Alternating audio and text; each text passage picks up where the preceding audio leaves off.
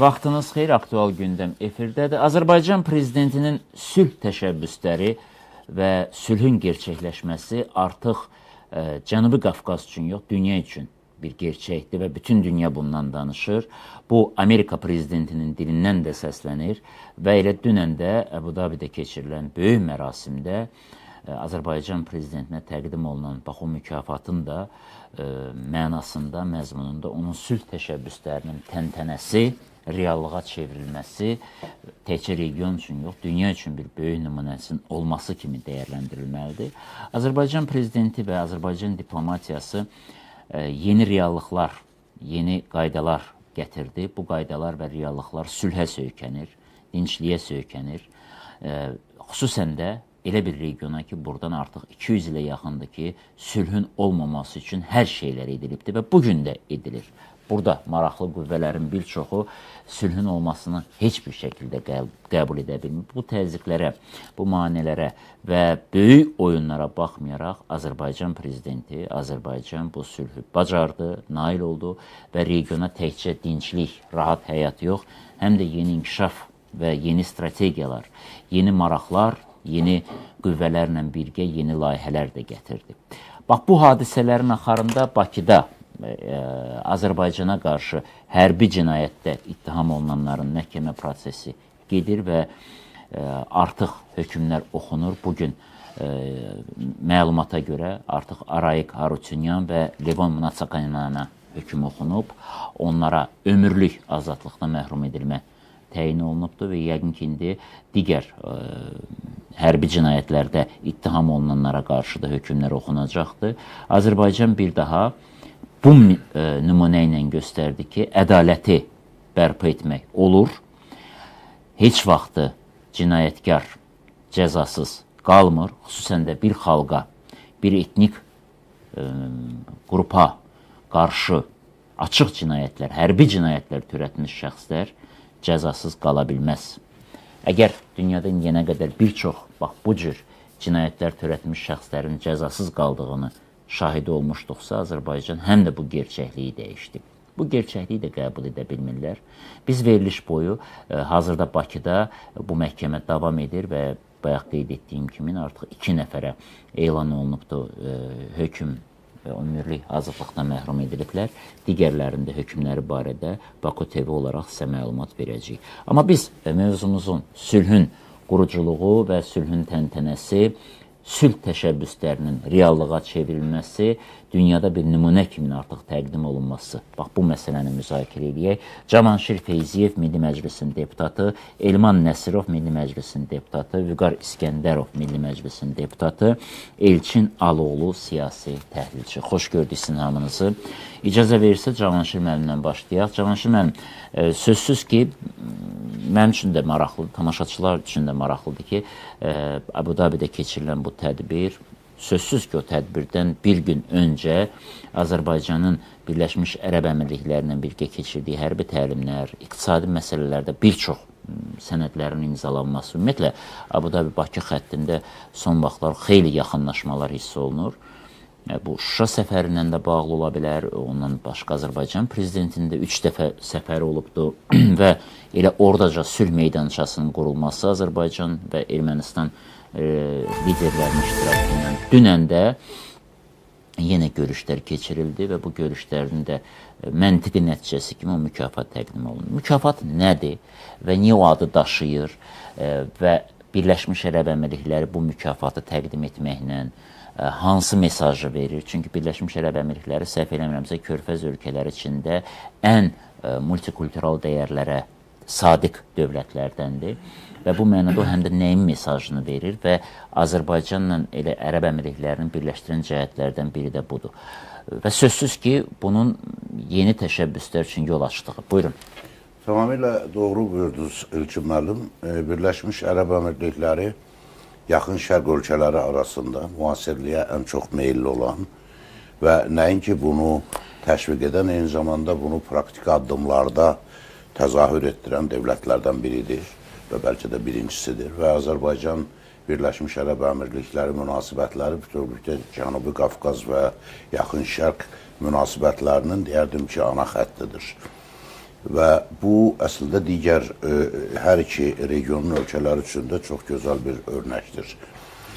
Keçən il Birləşmiş Ərəb Əmirliklərinin rəhbəri, prezidenti Azərbaycanda olmuşdu, Şuşaya səfər etmişdi və ölkələrimiz arasında strateji müttəfiqlik sənədi imzalanmışdı. Və bütün bunlar eyni zamanda Azərbaycanda aparılan siyasətin Birləşmiş Ərəb Əmirliklərinin siyasəti ilə uzlaşdığının göstəricisidir həm də.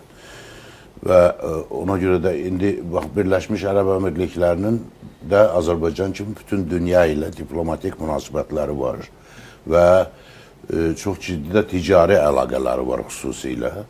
Amma Birləşmiş Ərəb Əmirlikləri də öz növbəsində bu regionda məhz Azərbaycanı seçib, onunla strateji tərəfdaşlıq müqaviləsi imzalayıb.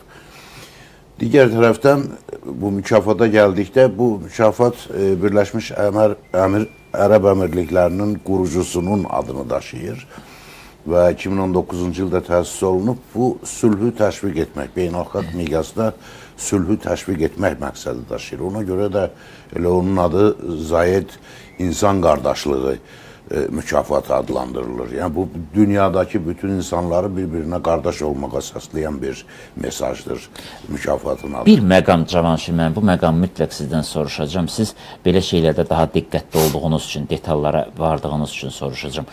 Sülh mükafatı və yaxud da ümumiyyətlə bu sülhü təşviq edənlərə xüsusi bir mükafatın təsis olması çox gözəl. Yəni, bu bir mənalı şəkildə hamımız tərəfindən sevinclə qarşılanır ki, belə mükafat var dünya. Amma qəribə bir ironiyadırmı deyim, reallıqdırmı deyim, əslində reallıqdır. Bu sülhün özünü də qorumaq üçün güc lazımdır. Və çox qəribədir. Bu sülh mükafatının təqdim olunmasından bir gün əvvəl hər iki dövlət, Azərbaycan və Birləşmiş Ərəb Əmirlikləri, doğrudur. Bax, onun adında da o sülhü qorumaq var, qalxan. Bəli, bəli. Məcburdur ki, hərbi təlimlər keçirsin. Yəni, bunu xoşluğundan eləmir. Dünyanın bu acı reallığında belədir ki, sülhü qorumaq üçün gərək silahlanasan. Qəribə bir dövrə gəlmişik. Mən əlbəttə bunu da istəyirəm, bu cür yanaşasız. Amma bir xəbərdə çatdırım ki, daha bir separatçıya hökm oxundu. David Manukyan da ömürlük azadlıqdan məhrum edildi. Bunun da üçüncü artıq separatçıya hökm oxunubdur və biz veriliş boyunda məlumat verəcəyik. Buyurun Cavanşir müəllim. Sülhü sadəcə arzulamaq kifayət deyil. Əlbəttə, sülhü, belə bir deyim də var, sülh istəyirsənsə müharibəyə hazır olur həmişə. Və Birləşmiş Ərəb Əmirlikləri ilə Azərbaycan arasında hərbi təlimin keçirilməsi həm də bizim münasibətlərin horizontal səviyyədə, əgər strateji müttəfiqlik sənədi bizim münasibətlərimizin dərinliyini göstərirsə, hərbi, iqtisadi, ticari əməkdaşlıq və yanaşı hərbi əməkdaşlığında meydana çıxması bizim münasibətlərimizin horizontal səviyyədə genişləndiyini, daha geniş spektri əhatə etdiyini göstərir. Bu, bütövlükdə Azərbaycan və Birləşmiş Ərəb Əmirlikləri arasında ticari, iqtisadi, mədəni, humanitar, siyasi əlaqələrin tamamilə liberallaşdığını, yəni asanlaşdığını, bir-birinin mövqeyini bir mənalı şəkildə dəstəklədiyinin göstəricisidir. Bəzi ölkələrlə bizim, eləcə də hər bir dövlətin münasibətlərində bəlli bir istiqamətlər var. Kimlə isə, məsələn, neft resursları, neft-qaz resurslarının satışı üzrə münasibətlər qurulur və müqavilələr imzalanır. Kimləsə mədəni, humanitar əlaqələr daha çox üstünlük təşkil edir. Amma bu danışdığımız misalda Birləşmiş Ərəb Əmirlikləri və Azərbaycan münasibətlərində bütün istiqamətlərdə bərabər şəkildə artıq deyə bilərik, bu hərbi əməkdaşlıq mövzusu da ortaya çıxandan sonra, deyə bilərik ki, bütün istiqamətlərdə harmonik bir münasibətlər sistemi qurulur.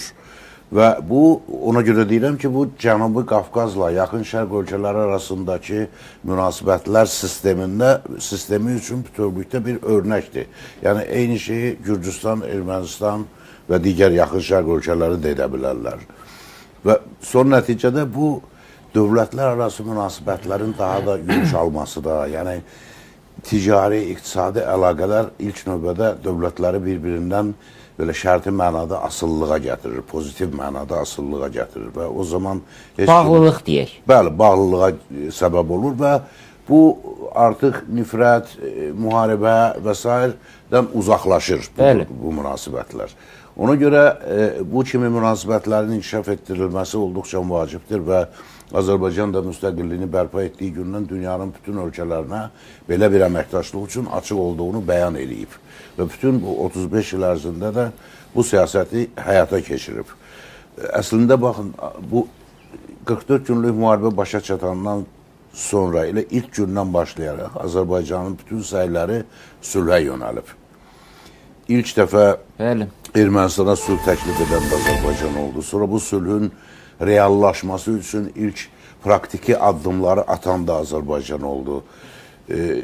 Heç kim inana bilməzdi ki, məsələn, cəmi bir il bundan əvvəl Ermənistan və Azərbaycan arasında elə həmin Abu Dhabidə ilk iki tərəfli geniş formatlı görüş keçirilmişdi. Bu dəfəki tədbirdə ikinci bir görüş idi, amma keçən ilin iyul ayında birinci belə bir görüş keçirilmişdi. Cəmi 6 ay keçib, amma 6 ay ərzində görün nə qədər dəyişikliklər baş verib. Azərbaycan üzərindən 3-cü ölkələrdən Ermənistana göndərilən yüklər tranzit yolla idxal olundu. Azərbaycanın özü Ermənistana neft məhsulları ixrac etdi. Ermənistan, Azərbaycanda məhkum olunmuş Ermənistan vətəndaşlarından 4 nəfər Ermənistana cəzasını çəkmək üçün Ermənistan ərazisinə qaytarıldı. Yəni, bütün bunlar Azərbaycanın sülh istiqamətində atdığı, hətta nəinki praktik addımlardır, hətta güzəştli praktik addımlardır. Bütün bu güzəştlərə Azərbaycan niyə gedir? Çünki bölgədə sülhün bərpa olunmasında maraqlı olan ölkədir. Və ona görə də bu sülh mükafatının da məhz Azərbaycan liderinə və eyni zamanda Ermənistan baş nazirinə təqdim olunması heç də təsadüfi deyil. Bu onu göstərir ki, Birləşmiş Ərəb Əmirliklərinin apardığı siyasət Azərbaycanın apardığı siyasətlə tamamilə uzlaşır və məqsəd Azərbaycanın atdığı addımların məqsədlərini Birləşmiş Ərəb Əmirlikləri çox aydın oxuyur və adekvat cavab verir. Cavanşir müəllim, bu məsələdə çox dəqiq ifadə elədiniz ki, bizim həm maraqlar, biraz da talih oxşarlığımız var. İndi Elman müəllimə mən bu sualı verəcəm. Bu talih oxşarlığı mən coğrafi baxımdan deyirəm. Elə bir barıt çəlləyinin üzərindədir. Həm Körfəz, həm də təəssüf ki, Qafqaz. Və bunu böyük dövlətlər bu barıt çəlləyini yaradıblar.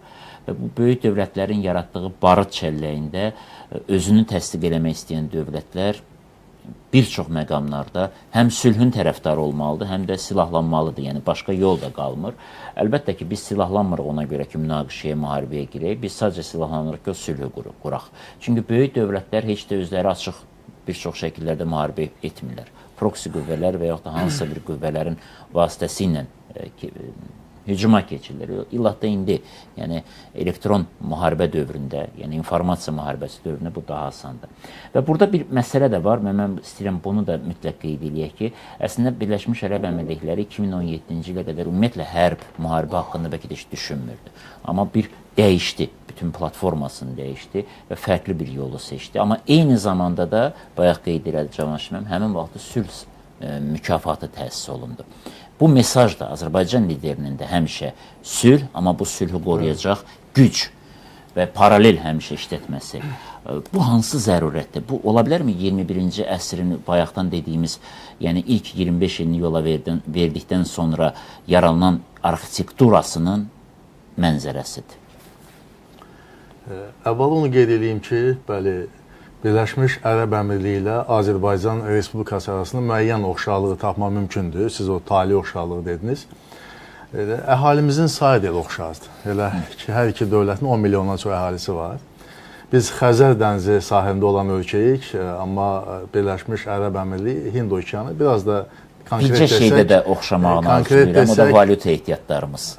Konkret desək, bu deməli Fars körfəzi, Oman körfəzi ilə əhatə olunmuş bir dövlətdir. Və baxsanız, bizim deməli əsas iqtisadi siyasətimiz nədir? İqtisadiyyatın şaxiləndirməsidir. Biz neftdən, qazdan asılılığı minimuma endirmək siyasətini həyata keçiririk. Eyni yanaşma başqa bir neft-qaz ölkəsi Birləşmiş Ərəb Əmirliyinə də xasdır. Azərbaycan müstəqil siyasət yeritmə xəttini həyata keçirir. Bu cənab prezidentin siyasətidir. Müstəqil milli maraqları söykənən siyasət. Birləşmiş Ərəb Əmirliyi də xeyli müddət idi ki, bir Səudiyyə Ərəbistanı kölgəsi var idi.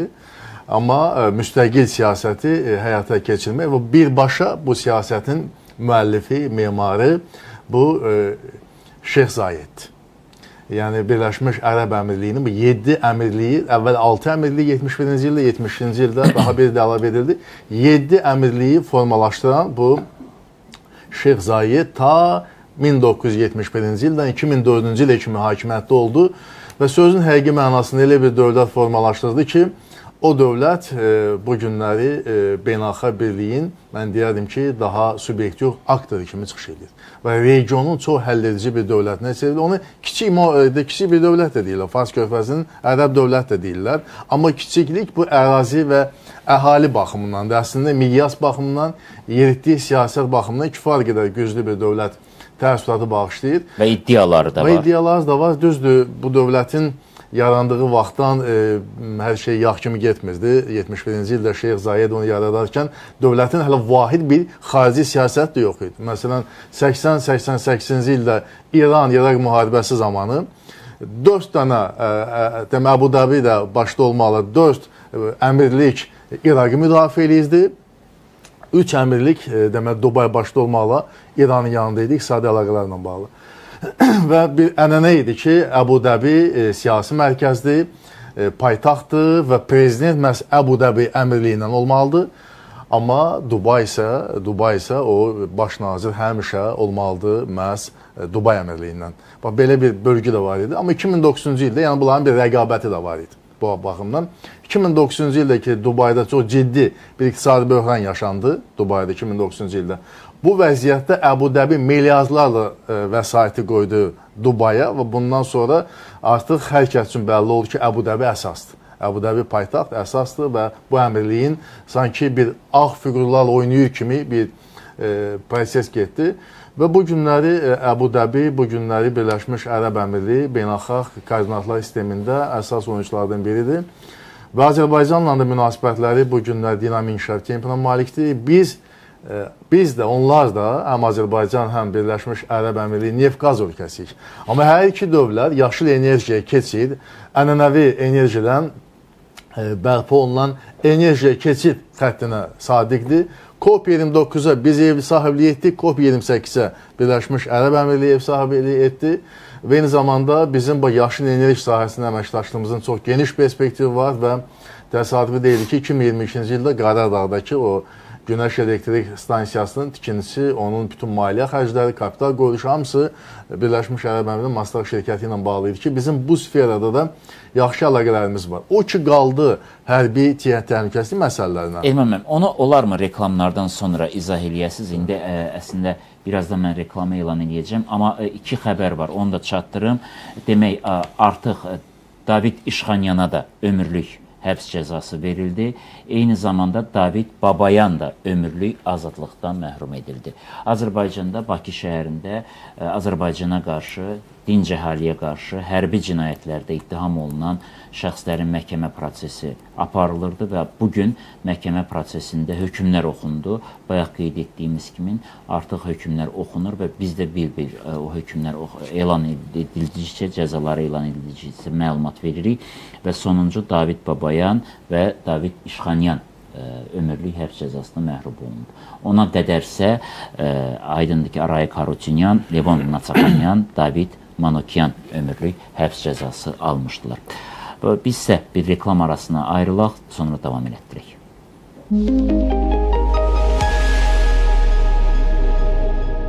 Park Yasamalda 15%-dən başlayan ilkin ödənişlə mənzil əldə et.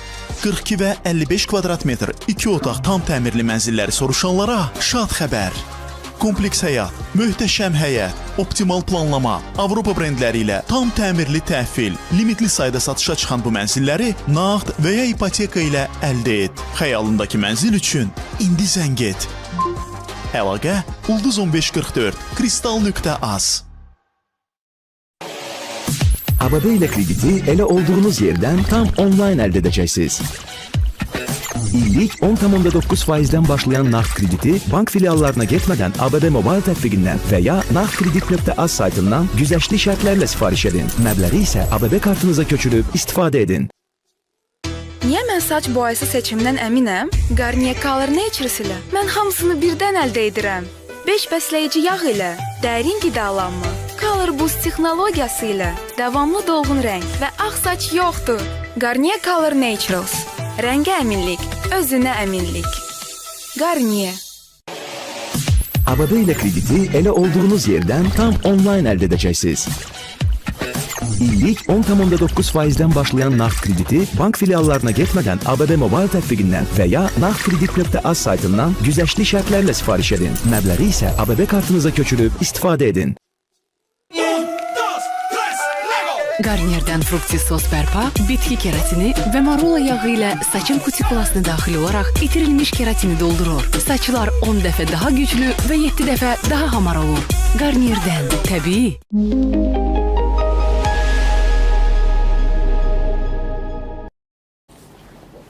Biz müzakirəmizi davam elətdirək. Bayaq qeyd etdiyim kimi Bakıda hərbi cinayətlərdə ittiham olunan şəxslərə hökmlər oxunur məhkəmədə və biz də Baku TV olaraq hökmlər oxunduqca sizin diqqətinizə çatdıracaq. İlman müəllim, hərbi məsələlərə toxundunuz. İstərdim davam elətdirəsiniz. Mən əvvəl onu qeyd edeyim ki, Birləşmiş Ərəb Əmirliyi ki, bugün dünya siyasətində xüsusilə Yaxın Şərqdə xüsusilə fəallıq ilə seçilir. Bu siyasət 2010-cu ildən daha çox özünü göstərməyə başlayıb. Və xüsusilə də bax indiki rəhbəri Şeyx Zayedin deməli oğlu artıq 3-cü prezidenti də. Bundan əvvəl böyük qardaşı olmuşdu. O xəstə idi deyə sonra onu hakimiyyətdə bax Şeyx Məhəmməd əvəz elədi.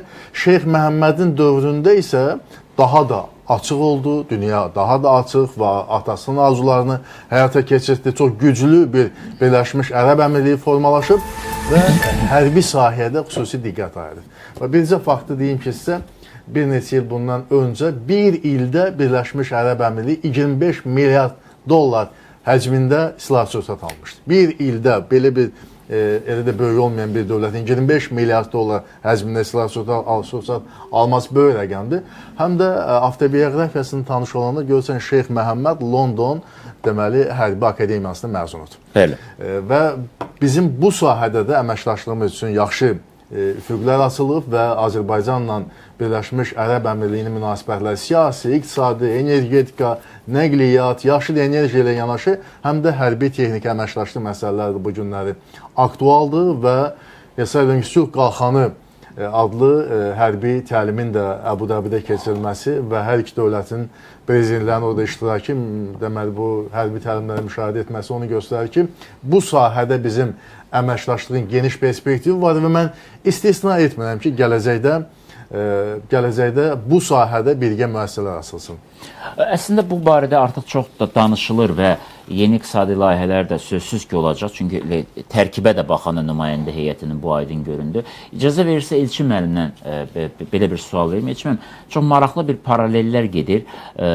Bayaq qeyd etdim, hərbi təlimlər, sərskin sülh mükafatının verilməsi və bu sülhə qarşı təhdid kimin görünəcək Fransa parlamentinin aşağı palatasının qərarı və əlbəttə ki, bu sülhə mane olan qüvvələrdən də əsası icraçıları deyək, Azərbaycana qarşı hərbi cinayətlərin törətmiş şəxslərin Bakıda məhkəməsinin yekunlaşması və hökmün verilməsi. Çox qəribə bir paralellər dövründəyik.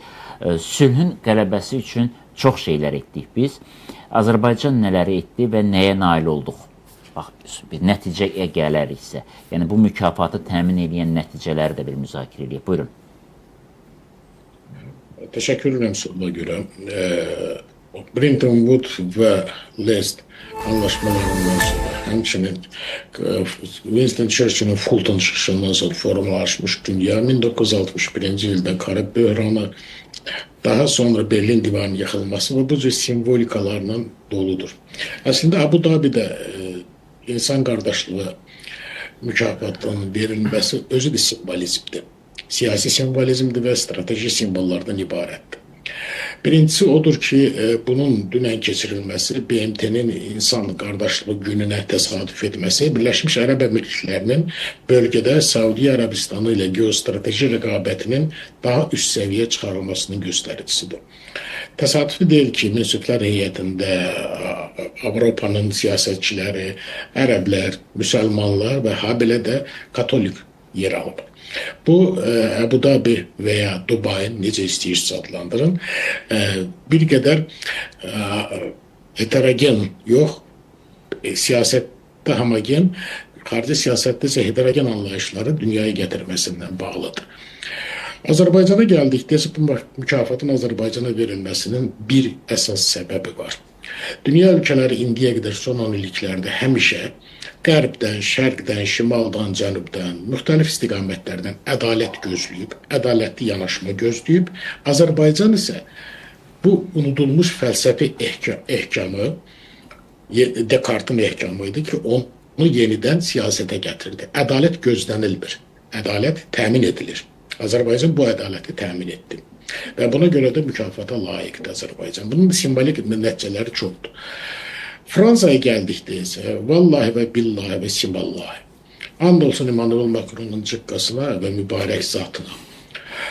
O parlamentin aşağı, orta, yuxarı, sağ və sol palatalarında qəbul edilən qətnamələr yalnız ermənilərin yaralı və bihudə könüllərini şad etməyə yönəlib və eyni zamanda Macron'un geosiyasi kölgəsinin üstündən tullanmaq cəhdlərinə yönəlib. Yəni bu bəyannamələr, bu qətnamələr dərc olunduğu kağız qədər dəyərli deyil. Nəzərə alsaq ki, son illərdə Fransa senatında və Millətlər Palatası deyirlər, məclis də deyirlər, aşağı palata deyirlər. Azərbaycan-Ermənistan münasibətləri, daha doğrusu indiyə qədər münasibətsizlikləri ilə bağlı üst-üstə onlarla qətnamə qəbul edilib və bu qətnaməni ermənilər hər dəfə Tonqal ətrafında Hindu rəqsləri ilə qarşılayıblar, seviniblər, ekstaza düşüblər ki, bundan sonra hər şey yaxşı olacaq. Axot dənizindən tutuluş Qrenlandiyaya qədər böyük Ermənistan yaradacaq və s. Və sonra da ayılıblar ki, yox, belə deyil. Rusiyada spirtli içkiləri çox qəbul edən adamlar ortada ayılanda dələni görən kimi, buna belka deyirlər də. Bunlar da hər dəfə ayılanda o belkanı görürlər və ona görə də bu sadəcə bir tragifar. Bunu, bax, bu bəyannamənin qəbul edilməsini şərh etmək üçün Louis de Funès sağ olsaydı yaxşı olardı, Bourvil sağ olsaydı yaxşı olardı. Çünki bu artıq tragikomediyadır.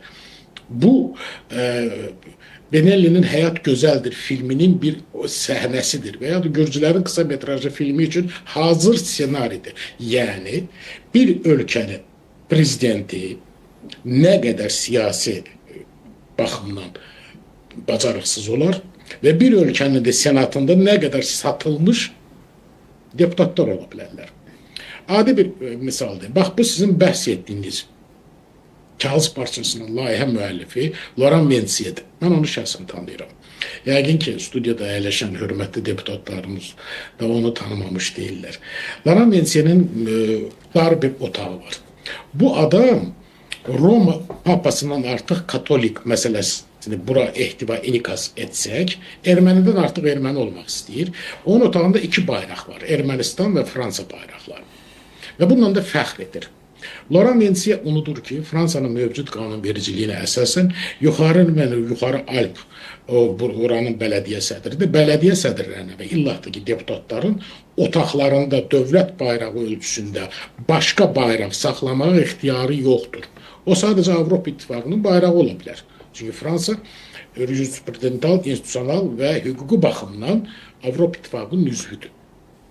Belə çıxarsa onda deputatın biri Nigeriya bayrağını asar və burada sadəcə məntiq yoxdur. Laurent Vansier'in özünün o ifrat dərəcədə mühafizəkardır güya, anti-Türk, anti-İslam və ümumiyyətlə anti-Müsəlman ritorikası ilə seçilir və bunu Marine Le Pen'in partiyasında özünü 2-ci Sigalen Royal'a kimi qələmə verərək anti-migrant ritorikası kimi qələmə verir.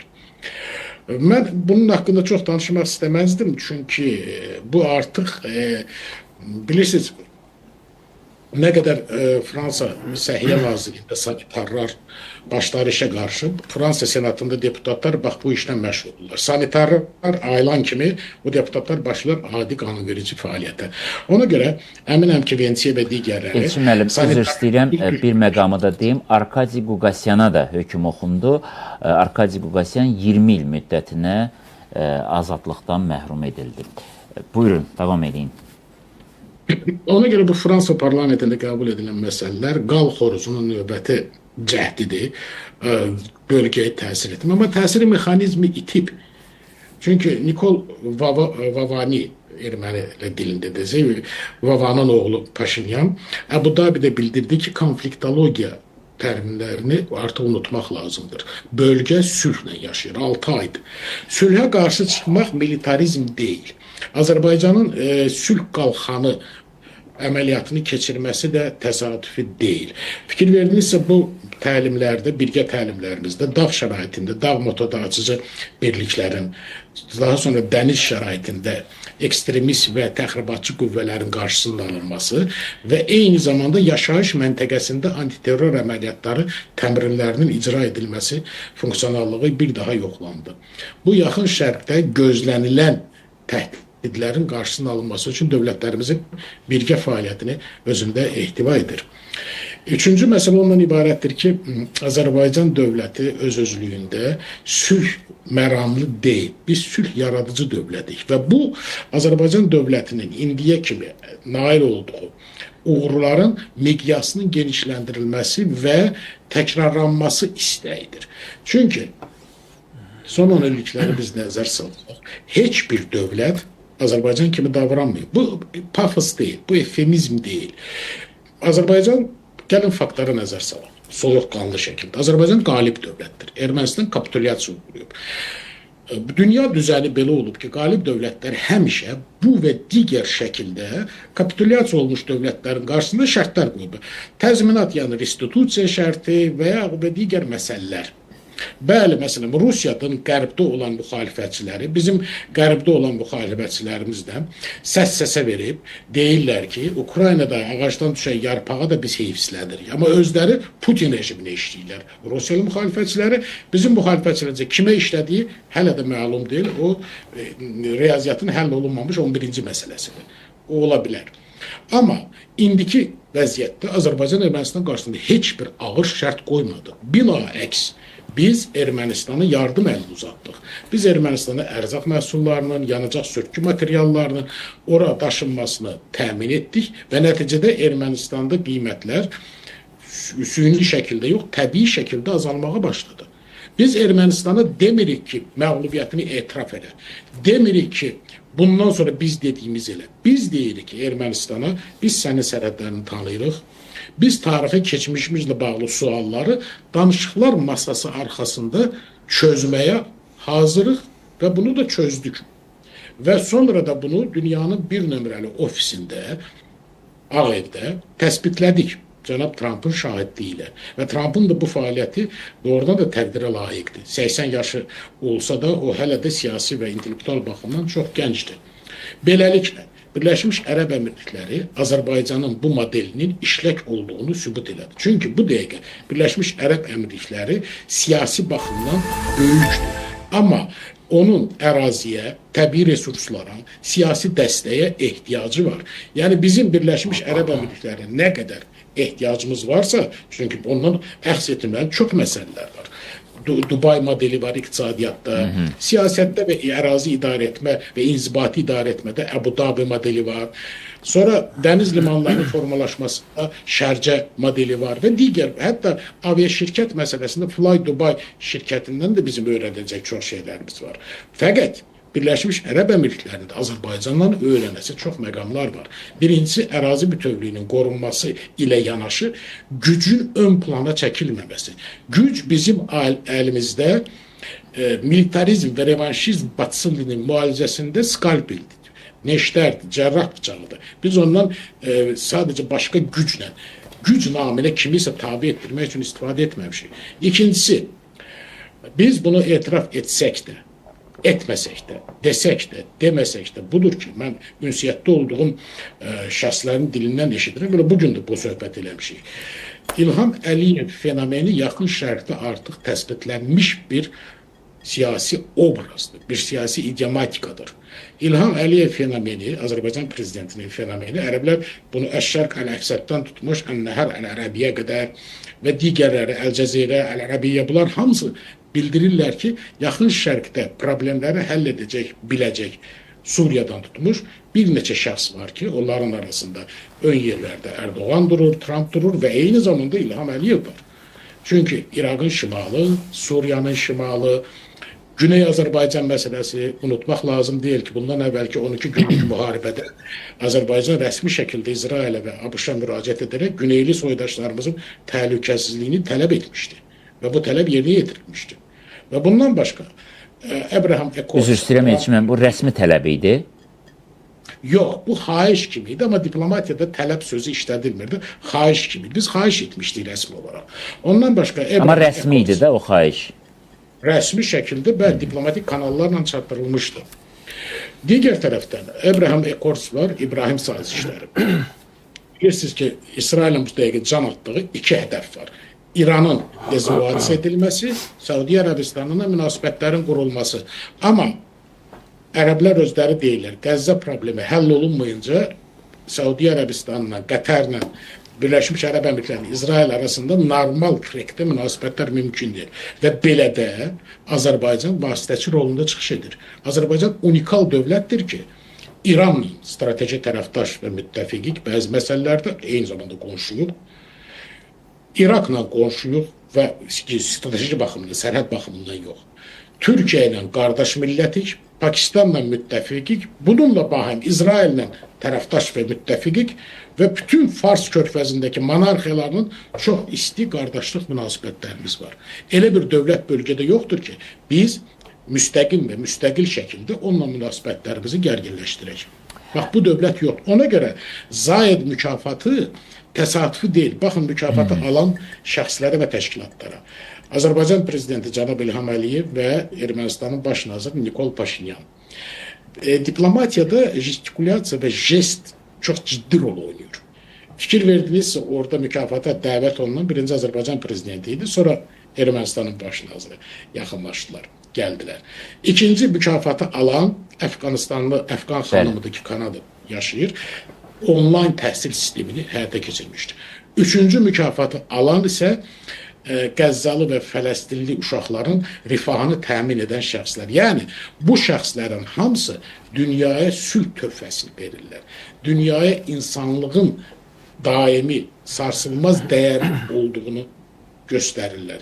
Və mükafatın keçirildiyi məkanın özü də bir simvolizmdir. Çünki həmən məkan Birləşmiş Ərəb Əmirlikləri müstəqilliyinin bəyanında müstəsna rol oynamış şəxslərin o bəyanı səsləndikləri məkan, iki məkandan birisidir. Və bu baxımdan da bu mükafat, Şeyx Zayed mükafatı Azərbaycan üçün çox önəmlidir və eyni zamanda ilk başdan paradoksal görünə bilər, bizdən daha çox Birləşmiş Ərəb Əmirlikləri üçün önəmlidir. Çünki bizim təcrübəmiz Ərəb Əmirlikləri üçün çox önəmlidir. Çünki Ərəb Əmirlikləri bilirsiniz, siyasi rəqabətdə Səudiyyə Ərəbistanından və İrandan. Həm Yəmən məsələsində, həm Suriya, Sudan, Somali, Eritreya, Efiopiya, Əlcəzair, Qərbi Sahara, Sahel deyirlər və digər məsələlər. Sonda onu demək istəyirdim, mən üzr istəyirəm studiyadakı dəyərli millət vəkillərimizdən və dəyərli dostlarımızdan.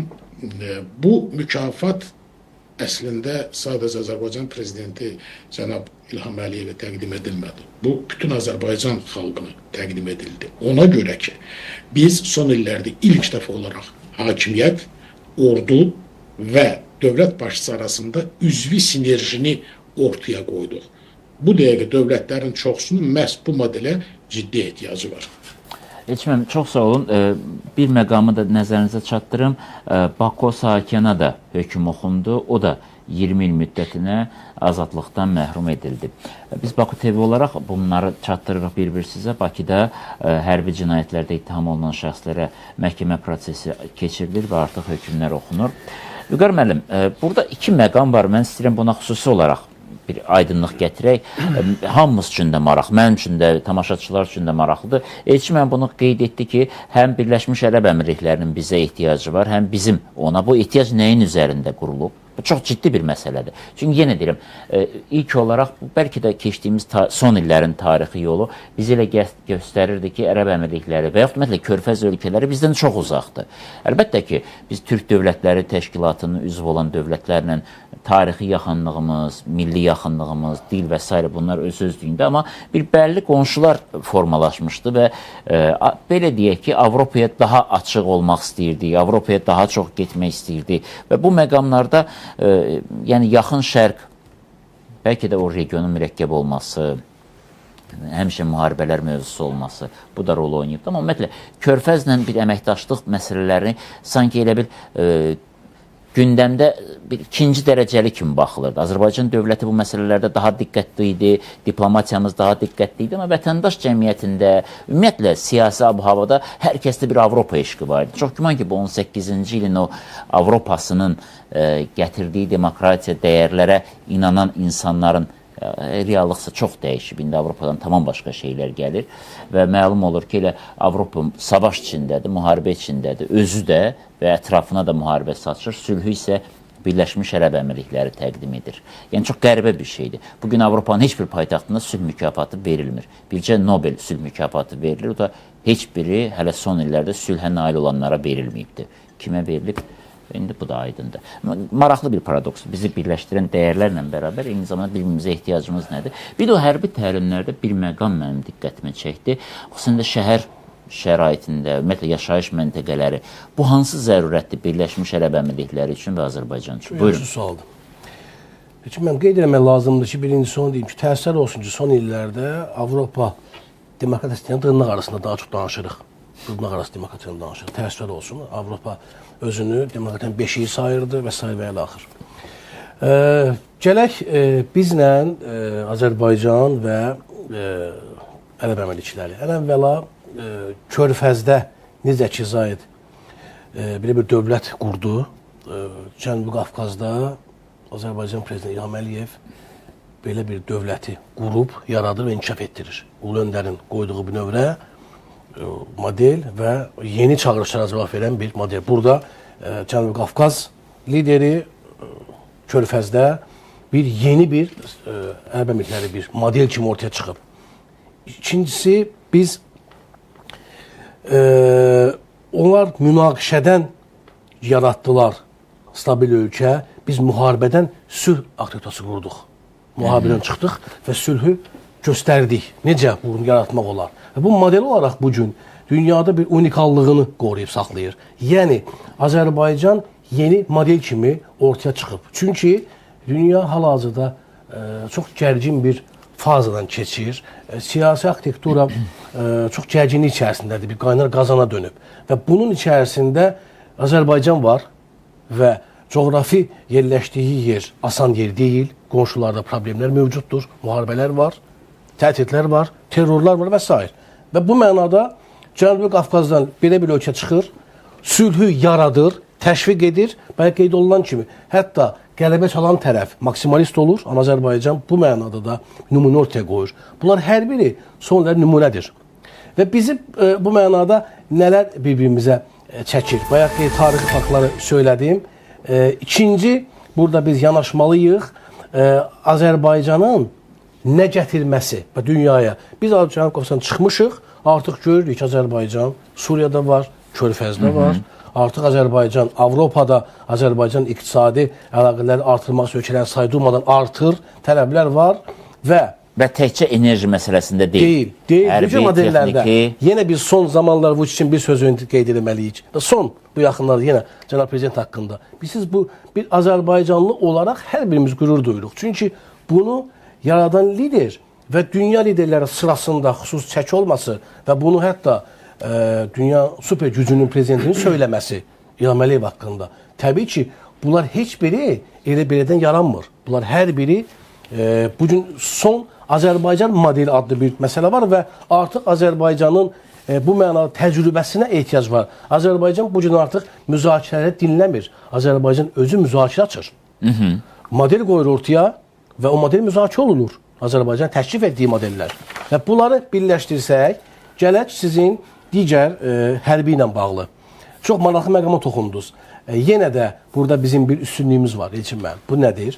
Vətən müharibəsini qələbəmiz aydındır və biz qeyd eləməliyik 23 saatlıq antiterror əməliyyatındakı unikallıq. Hal-hazırda Azərbaycan ordusunun xüsusi qoşun, komandos birlikləri və ya xüsusi təyinatlar deyə bilərik. 23 saatlıq antiterror əməliyyatında, tədbirlərində elə bir qeyri-adi, həqiqətən hərbidə qeyri-adi görünən əməliyyat keçirdi həyata. Bu nə idi? Hərbidə belə məsələ var. Tutaq ki, bir nöqtə zərərsizləşdirilməlidir, onun bir neçə metrliyində nələrinsə də dağılması bu tərəfə ittiham kimi qeyd olunmur. Onun üçün müharibə içərisindədir bu. Əsasən də burada söhbət gedir mülki. Azərbaycan o qədər dəqiqliklə əməliyyat həyat keçirdi ki, planlı, texniki, taktiki, hətta bir neçə 100 metrliyində olan mülki nəyəsə infrastruktura bir daşına toxunulmadı. Dəqiqliklə hərbi mərkəzi komandanı, nəsə komanda mərkəzini uşaq bağçasının içində də qurdular, nə bilim, doğum evinin içində də qurdular. Heç bir ziyan dəymədi o həmin yerlərə. Nədəsə ittiham eləsinlər. Bəli, və alınmadı. Baxın, bu mənada çox pis olublar ondan. Bu mənada iki əsas dünyanın hərbi ekspertləri daşıyan biri Birləşmiş Ştatlarda bir qeyri-hökumət təşkilatıdır, amma çox güclü hərbi məsələləri toplayıb ətrafına, belə deyək ki, çox güclü mütəxəssisləri müzakirə edir. Bir də Almaniyanın hərbi ekspertləri bu Azərbaycan antiterror tədbirlərinin əməliyyatını hələ də onlar onu kitablaşdırmaq və təbliğ olunmasını qarşıya qoyublar, araşdırmanı həyat keçirirlər. Bu onda təcrübə bir məqam üzr istəyirəm. Birləşmiş Ərəb Əmirliklərinin nəyə hazırlaşır ki, bax o dinc yaşayış məntəqələri təliminə xüsusi verib? Baxın, mən hal-hazırda 21-ci əsr, 20-ci əsrin, bu gün də başqa bir efirdə bunu demişəm, 20-ci əsrin müzakirə meydanı Strasburg, Cenevə sayıla bilərdi. 21-ci əsrdə bu daşınıb Əbu Dəbiyə, Səudiyyə Ərəbistanına, İstanbula, Bakıya. Baxın, tamamilə mövqeyi dəyişib. Tamamilə artıq danışıqlar masası, sülh danışıqları bu tərəflərə gəlib. Bugün artıq 21-ci əsrdə Körfəz daha çox sülh danışıqlarını keçirən yerdir. Nəyə görə? Birincisi, bu ölkələr öz aralarında konflikt olsa da müharibə etmirlər. İqtisadi sürət çox inkişaf edirlər. Münaqişədə deyirlər. Dünya ilə münaqişələri yoxdur. Demək olar ölkələrlə. Öz aralarında gərginliklər var. Amma anladılar ki, hal-hazırda ən özünü neytral qoyan İsveçrə də məcbur olur, NATO-dan danışır. Elə ölkələr gəldi ki, dünya buna toxunmaz deyən ölkələr də gördülər ki, onlar da toxunula bilərlər. Və bu təhlükə dünyada heç bir ölkədən soğutalanmayıb. Qreylandiya dayanmışdı kənardakı dünyanın bir yerində. Heç kimin toxuna bilməyəcəyi bir yer. Qreylandiya əsas mövzulardan birinə çevrilib, az qala üstündə müharibə söhbətləri, Avropa ilə Birləşmiş Ştatların bir gərginlikləri var. Ona görə də Ərəb Əmirlikləri də və onun çox müdrik bugünkü prezidenti Şeyx Məhəmməd də anlayır ki, mütləq surətdə hərbini gücləndirmək lazım. Bayaq Hörmət İlman mənim söylədi. Bir ildə 14 milyonluq bir ölkə üçün, ölkənin əhalisini deyirəm, 25 milyard dollarlıq hərbi sursat alması və ən müasir onun müasir silahlar alması demək artıq anlayırlar ki, dünyada siyasi arxitektura gərgin formadadır və hərbi tərəfdən, təhdidlərdən heç kim skotalanmayıb. Bu mənada üzr istəyirəm. Yəni Ərəb Əmirliklərinin təhdidi hardandır? Ərəb Əmirliklərinin təhdidi və niyə məhz şəhər və yaxud yaşayış məntəqələri məsələsi? Yaxın Şərq nəyə hazırlaşır? Hər mənada force majeure hazırlaşır. Nədir o force majeure Ərəb Əmirlikləri üçün? Oradakı barıt çəlləyi, o ərazi, qonşuluq, hər yerdə bir barıt çəlləyi var. Və hələ baxın, adicə müharibə söz gedir ki, Trump deyir, İranı vuracam. İran deyir, mən İsraili vuracam. Baxın, yəni cavab İsraillə deyir. Ətraflar, ərazilər və yaxud da ki, hər bazalar vuracam. Heç biri həmin zonalara uzaq deyil və aydındır, onun üçün hava qüvvələri var və s. Amma niyə yaşayış məntəqəsi önəm verildi? Təşkil edirəm ki, heç bir ölkə artıq sığortalı deyil. O düşünmür ki, hal-hazırda bir düşmən var və onun Cərəş şəhərinə bu antiterror əməliyyat keçirə bilər. Amma ondan sığortalanmayıb da, onu bilir. Ona görə də bizim təcrübəmizi də orada görmək istəyir. Praktik olaraq bu Azərbaycan ordusu praktik müharibəni görmüş, ondan üz açıq çıxmış bir ordudur. Yəni onda belə demiyorlarmı Birləşmiş Ərəb Əmirlikləri hansı yaşayış məntəqələri ətrafında antiterror əməliyyatlarına hazırlaşır, yaxud da belə bir ab-hava var? Mən onu deyə bilmərəm. Amma əsas budur ki, Birləşmiş Ərəb Əmirlikləri təşkil edirəm, anlayır ki, hər şey baş verə bilər, təhdidlər var. Konkret olaraq bu cür təhdid etməsə də özlərində elə bir dövlət varmı olmasın? Yoxdur, dünyada belə bir şey məsələ yoxdur. Amma nəyə hazırlaşır məsələsi var? Hazırlıqdır bu sadəcə. Formada qalmaq istəyir, hazır olmaq istəyir. Kimlə? Azərbaycanla. Niyə Azərbaycanla? Çünki Azərbaycan ordusu bu məsələdən praktik olaraq real nəticə ilə çıxan ordudur. Çox qəribədir. Cavanşir müəllim də bununla bağlı sözü var, amma Elman müəllim heç razılaşmadı. Görəcək niyə. Cavanşir müəllim, buyurun, zəhmət olmasa. Bəli, bu məsələlərdə bu sualla bağlı iki amili mən istərdim önə çəkək. Birincisi, təhdid konkret olaraq hansısa bir qonşu devlətdən və yaxud hansısa bir siyasətdən deyil. Təhdid ümumiyyətlə bütövlükdə beynəlxalq təhlükəsizlik arxitekturasının çökməsindədir. Yəni, Birləşmiş Millətlər Təşkilatının rolu zəiflədikcə və kəsəri azaldıqca bütün dövlətlər məcburdular öz təhlükəsizliklərini təmin etmək yollarını düşünsünlər. Zorbalıq var dünyada. Əgər 2-ci Dünya müharibəsindən sonra inanıla bilərdi ki və inanılırdı ki, belə bir hal ola bilməz və olsa BMT Təhlükəsizlik Şurası bunun qarşısını alacaq. Amma 91-ci ildən bu yana biz görürük ki, BMT Təhlükəsizlik Şurası heç də həmişə ədalətli qərarlar qəbul etmir və yaxud da heç də həmişə qəbul etdiyi qətnamələrin icra edə bilmir.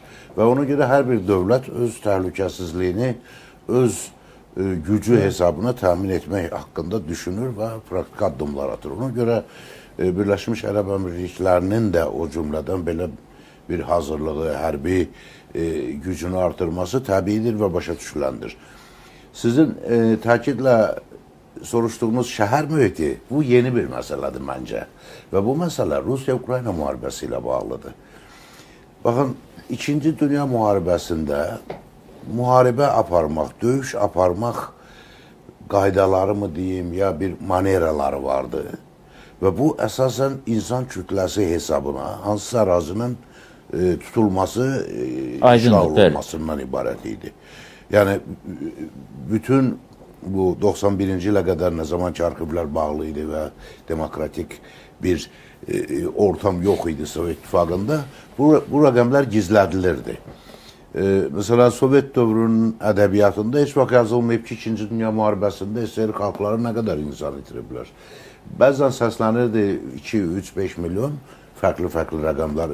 Amma o da, yəni, heç kim tərəfindən təsdiq olunur. 20 milyon deyilirdi. Ümumi 20 milyon var, həmişə. 20 milyon eşitmişik, həmişə oxumuşuq. Amma müharibə 91-ci ildən sonra açılan arxivlərdən aydın oldu ki, bu 20 milyondan çox imiş. 70 milyon deyil. Bəli, yəni, müxtəlif rəqəmlər var, amma ən azı 20-30 milyon arasında olması heç bir şübhə doğurmur. Bütün bu döyüş səhnələri haqqında yazılanları oxuyanda aydın olur ki, minimum 20 milyon və 30 milyon arasında qurban gedib. Ukrayna-Rusiya müharibəsində nə baş verir? Tamamilə yeni bir taktika istifadə olunur. Rusiya qoşunları Ukraynanın ərazisinin müəyyən hissəsini işğal edib. İndi gücü tükənir və irəli gedə bilmir. O da yeni texnologiyanın tətbiqi ilə bağlıdır. Artıq zirehli texnika ilə hücum edib, hansısa bir şəhəri ələ keçirtmək mümkün deyil. Çünki dronlar, çox ucuz qiymətə başa gələn dronlar 10 milyonlarla, bəzən 100 milyonlarla dəyəri olan hərbi uçaqları və ya tankları zirehli maşınları məhv edə bilir. Biz də onu göstərdik. Məhv edə bilir. Və buna görə onlar infiltrasiya adlı yeni bir taktika düşünüblər. Demək, Rusiya əskərləri bəzən hətta mülki geyimdə, hansı ki, hərbi cinayət hesab olunur, buna baxmayaraq, istər hərbi geyimdə, istər mülki geyimdə əks tərəfin yaşayış məntəqələrinə soxulurlar, dinç sakin adı altında və orada özlərinə mövqeyi tuturlar. Və şəhərin içində mövqeləndikdən sonra total hücum başladığı anda bunlar da içəridən, sanki arxa cəbhədən Ukrayna ordularına qarşı hücuma keçirlər. Və burada belə bir şəraitdə Ukrayna ordusunun məğlubiyyəti qaçılmazdır. Bu, indiyə qədər bu çox qeyri-insani bir təhdid. Yəni deyirsiniz, Birləşmiş Ərəb Əmirlikləri də bu təhdiddə özünü hazırlayır. Bəli, çünki Birləşmiş Ərəb Əmirlikləri bütün dünyaya açıq ölkədir. Demək olar ki, heç bir ölkənin vətəndaşından viza tələb eləmir. Bütün dünya ora rahat girə bilir, çıxa bilir. Bəs onda Elman müəllim niyə razılaşmadı? Razılaşma deyəndə, prinsip etibarilə Vüqar müəllimi dediyi fikrinə razıyam. Sadəcə mənim özümün də bu məsələdən razı, əlavə baxışım da var. Buyurun. Əlavə baxışım odur ki, əvvəla, bax, bugünkündür Cavanşir müəllim məsələlər toxundu, amma biraz da mən əlavə eləmək istəyirəm. Fikir verirsiniz, Birləşmiş Ştatlar özünün hərbi büdcəsini 2026-cı ildə gətirdi 951 milyard, yəni təxminən 1 trilyondur. Trump 2027-ci ildə 1,5 trilyona qaldıracaq. 1,5 sual yaranır. Nə baş verib? Nə olacaq? Yaxşı sual. Nədir bu qədər? Onsuzdur dünyada hamıdan çox.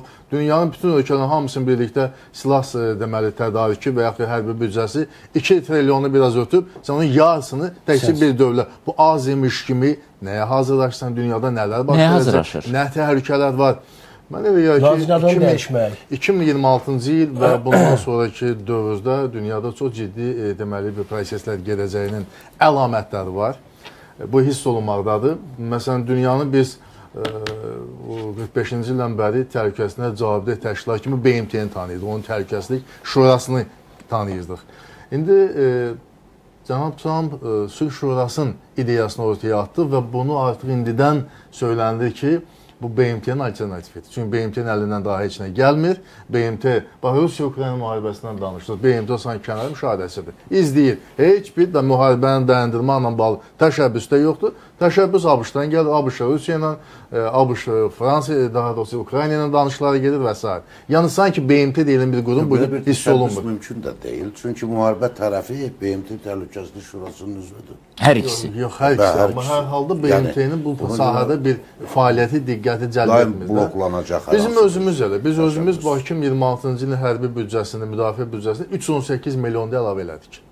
Yəni bu deməkdir ki, dünya təhlükəsiz dünyaya getmir. Dünya daha da təhlükəli dünyaya çevrilməkdədir. Ən dəhşətlisi nədir? Ən dəhşətlisi odur ki, hətta biz soyuq müharibə dövründə deyirdik ki, beynəlxalq sülhə və təhlükəsizlik təminat verən çox mühüm beynəlxalq deməli sənədlər var, konvensiyalar var, müqavilələr var. Bugün onların heç birisi işləmir. Elçin müəllim, bir dəqiqə mən xahiş eləyəcəm, indi reklama ayrılırıq.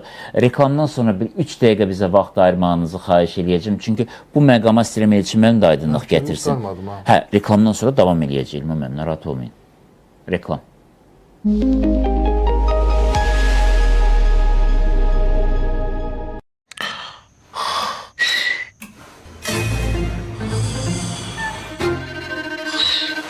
Adrevin səni yuxu qısqanclığından xilas edəcək. Cəmi 2 püskürtmə ilə. Adrevin və nəfəs alın. Ürgücünüz sizdən daha çox saqqal saxlayırsa, artıq yeni Gillette Sensor 3 Plus-a keçməyin vaxtıdır. Açıq dizaynı və asan durulanan bıçaqları sayəsində 2 qat daha rahat təmizlənir. Daha rahat, daha az qıcıqlanma, daha asan təmizləmə. Yeni Sensor 3 Plus. Garnierdən frukti sos bərpa, bitki keratini və marula yağı ilə saçın kutikulasına daxil olaraq itirilmiş keratini doldurur. Saçlar 10 dəfə daha güclü və 7 dəfə daha hamar olur. Garnierdən təbii.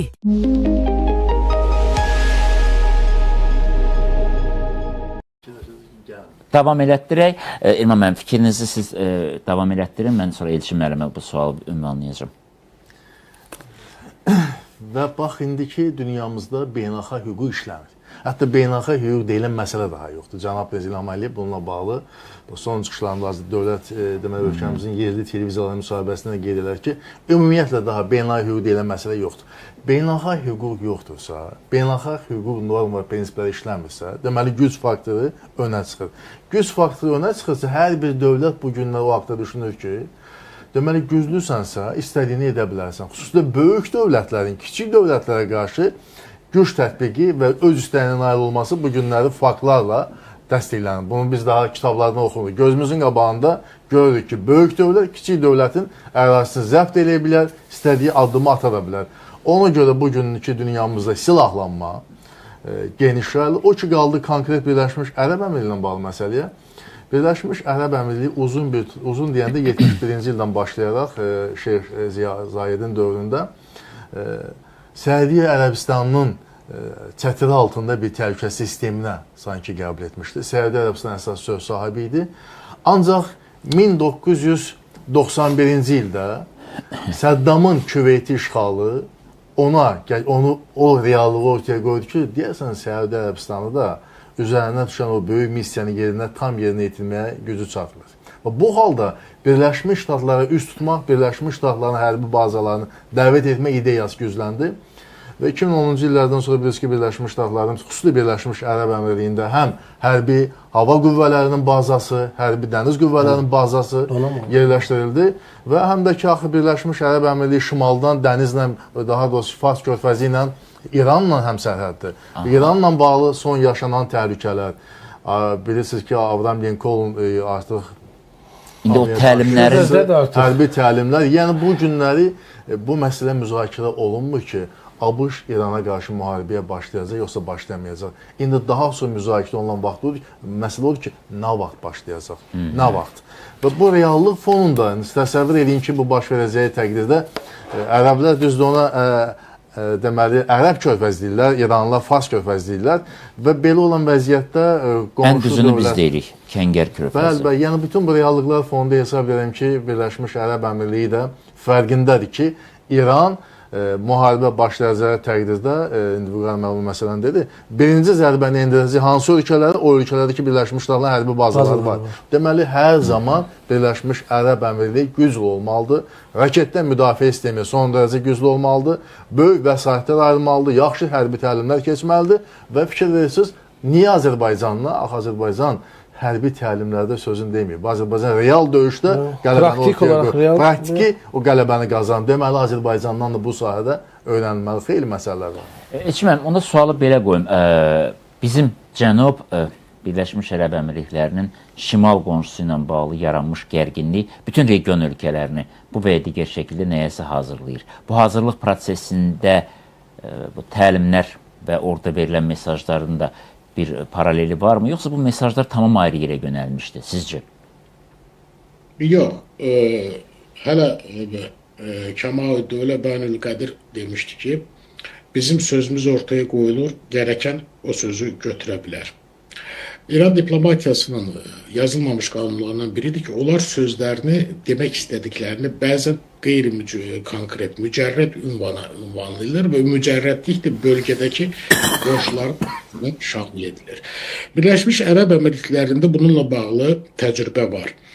Hələ 14-cü əsrin ortaları, 15-ci əsrin əvvəllərində Əl-Əyn, Ümmənə, Rəs-əl-Hayb bölgələrində bununla bağlı indi İran adlanan o vaxtki Persiya ilə bağlı ciddi münaqişələr olmuşdu. Sonra 1820-ci ildə Britaniya ilə yerli əmirlər arasında dəniz müqaviləsi imzalananda və 1853-cü ildə səhv etmirəmsə buna Trickle States, yəni müqaviləyə meyilli şeyxlər deyirdilər.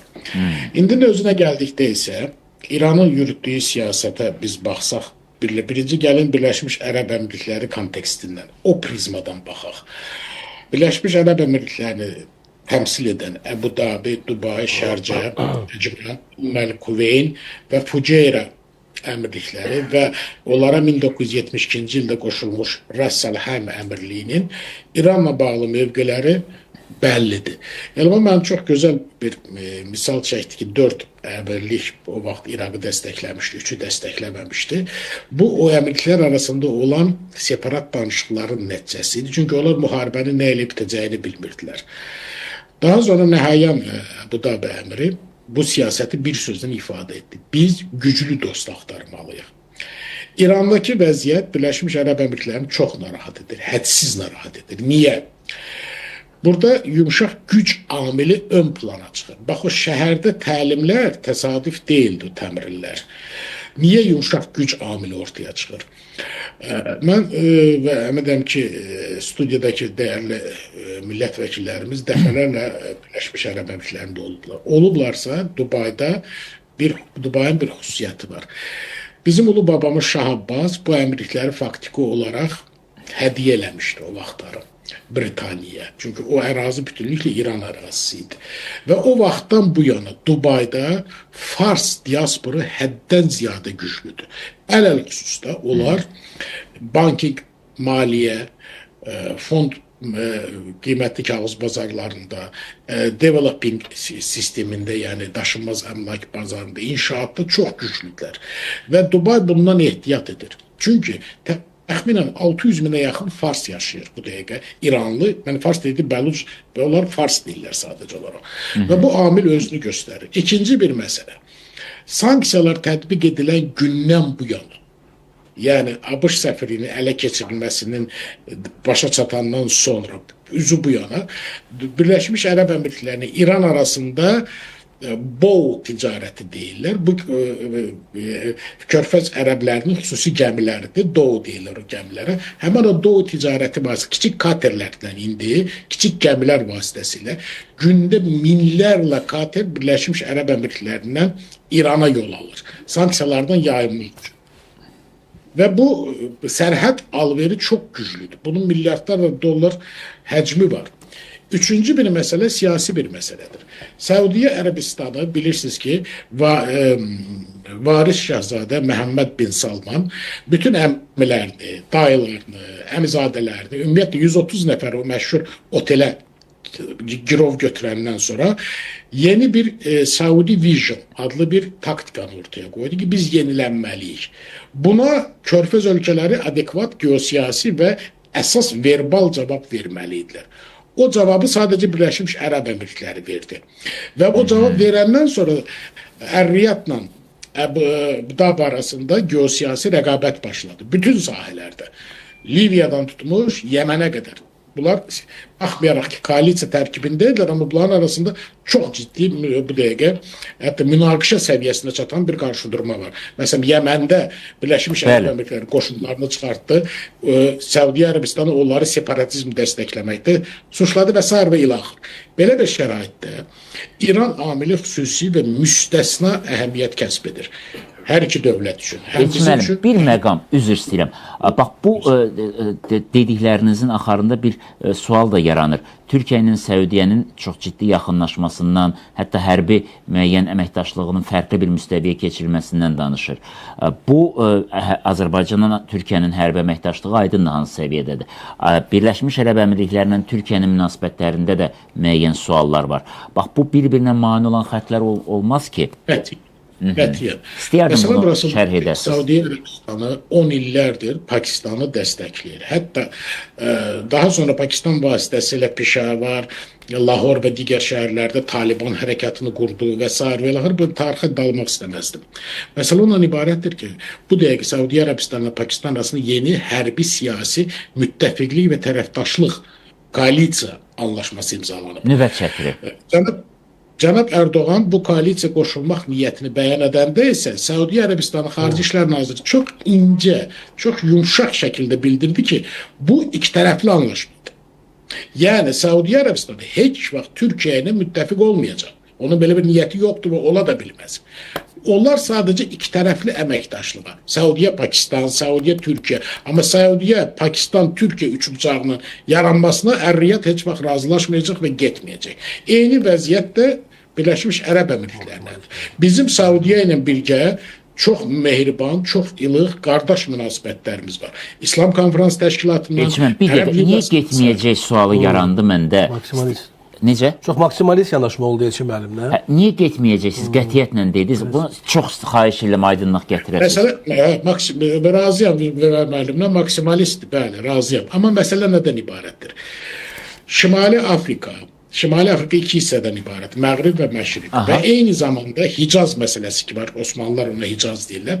Hicaz məsələsində Səudiyyə Ərəbistanı özünü geosiyasi lider kimi həmişə qələmə verib və bu niyyətdə olub. Səudiyyə Ərəbistanı həmişə deyir ki, bütün müsəlmanlar, cümlə müsəlman əleyhivan, yəni bütün müsəlmanlar qardaşdırlar. Amma Türkiyə isə bildirir ki, bizim üçün dövlətin və millətin maraqları ümmə maraqlarından daha üstündür. Bax, bu baxımdan Səudiyyə Ərəbistanı ideoloji baxımdan Səudiyyə Ərəbistanı biz nə qədər qardaş dövlətdə olsa teokratik dövlətdir. Bunu biz etiraf etməliyik. Hələ də bir çox orada qanun və qaydalar, Azərbaycan qanun və qaydalarına çox geridə qalır. Türkiyə və Səudiyyə arasında bölgədə regional liderlik uğrunda mübarizə gedir. Və bu mübarizədə situativ müttəfiq kimi Türkiyə-Azərbaycanı, Səudiyyə Ərəbistanında nə qədər paradoksal olsa da, rəqibinin rəqibi mənim dostumdur anlayışı ilə çıxış edərək Əbu Dabini görür. Bax, belə bir vəziyyətdə Azərbaycanın önəmi hədsiz dərəcədə artır. Çünki həm Əbu Dabi bizdən əməkdaşlıq niyyətini bəyan edir, həm Səudiyyə Ərəbistanı və eyni zamanda bir nüansı da mən üzr istəyirəm, bir nüansı da unutmayaq. Bölgədə ərazi kiçik, amma ambisiyaları çox böyük olan, maliyyə gücü çox böyük olan üçüncü kölgə oyuncu var. O da Qətərdir. Qətər indiyə kimi həmişə müstəqil olub və Qətərin yadınızdadırsa blokada tətbiq olunan demək Türkiyənin ora hərbi kontingent göndərməsi Qətərin işğalının qabağını aldı. Faktiki işğal edildi. Və Qətər əmri buna minnətdarlıq olaraq cənab Erdoğana böyük bir təyyarə hədiyyə etdi, yadınızda. Yəni Qətəri o vaxtları dəstəkləyən ilk 3 ölkə var idi, Pakistan, İran və Türkiyə. Vəssalam, ərəb monarxiyaları Qətəri boğmaq, hətta işğal etmək istəyirlər. Səudiyyə Ərəbistanı bunu açıq şəkildə deməsə də üstörtülü bəyan edirdi. Və Qətərlə də bölgədə yeni güc olaraq ən yaxşı, mehriban, qardaşlıq münasibətlərindən ötə münasibət olan bir dövlət var, o da Azərbaycandır. Azərbaycan-Qətər münasibətləri Fars körfəzi monarxiyaları ilə dünyəvi dövlət arasında münasibətlərin bütün perimetri, bütün treklər boyda nümunəsi sayıla bilər. Bu baxımdan İran da bizə möhtacdır bu işdə. Elçin bəy, onu da deyim sizə. Niyə? Təsadüfi deyil ki, İran ABŞ-la danışıqları dünənə kimi deyirdi, ləğv olunub, amma yarım saat bundan qabaq məlum oldu ki, danışıqlar keçiriləcək. Danışıqlarda İran qarşısında kapitulyasiya tələbi qoyulub. İranın sadəcə nüvə proqramının dayandırılması yox, ballistik raket proqramının dayandırılması və s. Yəni, İran aşağılanır faktiki olaraq bu dəqiqə. Və təsadüfi deyil ki, danışıqlara meydan qismində Əmman seçildi. Və Əmmanın seçilməsi də təsadüfi deyil. Çünki yaxın şərqdə iki dövlət bu dəqiqə moderasiya və vasitəçilik missiyasını üzərlərinə götürürlər. Biri Birləşmiş Ərəb Əmirlikləridir, biri də Qətərdir. Və bu oyuna artıq Əmmanla qoşulur. Və Azərbaycanın son vaxtlar Əmmanla diplomatik trekdə münasibətlərini aktivləşdirməsi indi yəqin ki məlum olur, bu niyə idi? Nə üçün biz Əmmanla münasibətləri aktivləşdiririk? Niyə Əmmanla biz diplomatik, hərbi, siyasi baxımdan həm yeni müqavilələr imzalayırıq, həm də imzalamaqda fikrimiz var. Sonda onu demək istəyərdim ki, biz təbii ki, yenə də deyirəm, Birləşmiş Ərəb Əmirliklərindən, Əmman yeganə ərəb ölkəsidir ki, bölgədə sultanlıq və imperiya olub. Yəni, Əmmanın iki ərazisi olan ərazisinin heç 20də biri deyil. Bu ölkələrin hamısından bizim xoş münasibətlərimiz var. Azərbaycan, xüsusilə Milli Məclisin deputatları, dəyərli millət vəkillərimizin bir çoxu bölgə konfigurasiyalı təşkilatların üzvləridir. Həm parlamentlər arası qardaşlıq, dostluq komissiyalarında, həm də parlamentlər arası konfigurasiyadan çıxan iki tərəfli dövlət konfigurasiyasına daxil olan təşkilatlarda. Və bu çox yaxşıdır. Və bizim vasitəmizlə biz nə qədər də Birləşmiş Ərəb Əmirliklərini açıq, ekspat, bəli, razıyam, ekspatlar çoxdur orada və s. belə axır. Amma onların etibarlı körpüyə ehtiyacı var. Aydındır. Onlar bunu üzr istəyirəm, sonunda deyim, Birləşmiş Ərəb Əmirlikləri Xarici Əmirliyində bir söz var ki, İngilis dilindən belə, Azərbaycan is the bridge to Babylon for now. Yəni, Azərbaycan bizim üçün Babilə gedən bir körpüdür. Bu təsadüfən deyilən bir söz deyil. Çox sağ olun. Təşəkkür edirəm sizə. Millətəklərimizə də uğurlar arzulayıram. Çox sağ olun, təşəkkür edirəm. Müəyyən ziddiyyətli məsələlər var idi və aydınlıq gətirdi Elçin müəllim, çox sağ olun. Elə geri gəlmişkən qeyd edim ki, məhkəmə davam edir və Xocalı soyqırımında iştirakını etiraf edən Madat Babayansa 19 il müddətinə azadlıqdan məhrum edilibdir. Və Azərbaycan Xarici İşlər Nazirinin Çinlə bağlı Tayvanın müstəqilliyini tanımadığını bir daha bəyan eləməsi də əslində bu münasibətlərimizin, Azərbaycan-Çin münasibətləri, bu da ayrıca bir mövzudur. Bunu da müzakirə edəcək. Azərbaycan ümumiyyətlə Asiya və Şərq platformalarında çox fərqli bir gedişlər gedir. Bunun özünü də həm də izahına ehtiyac var. Amma bir Zoom bağlantımız olacaq. Hüsaməddin bəy, Hüsaməddin İnanc beynəlxalq münasibətlər üzrə ekspert hazır olan kimi xahiş edirəm bizi bağlayın, çünki veriləcəyimiz suallarla bağlı onun da aydınlıq gətirməsi lazımdır. Vüqar müəllim, dediniz Elçin müəllim çox maksimalist yanaşdı.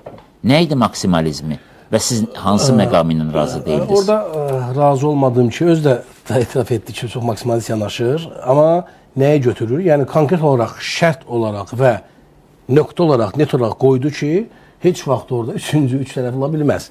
Yəni bunu bilmək olmur.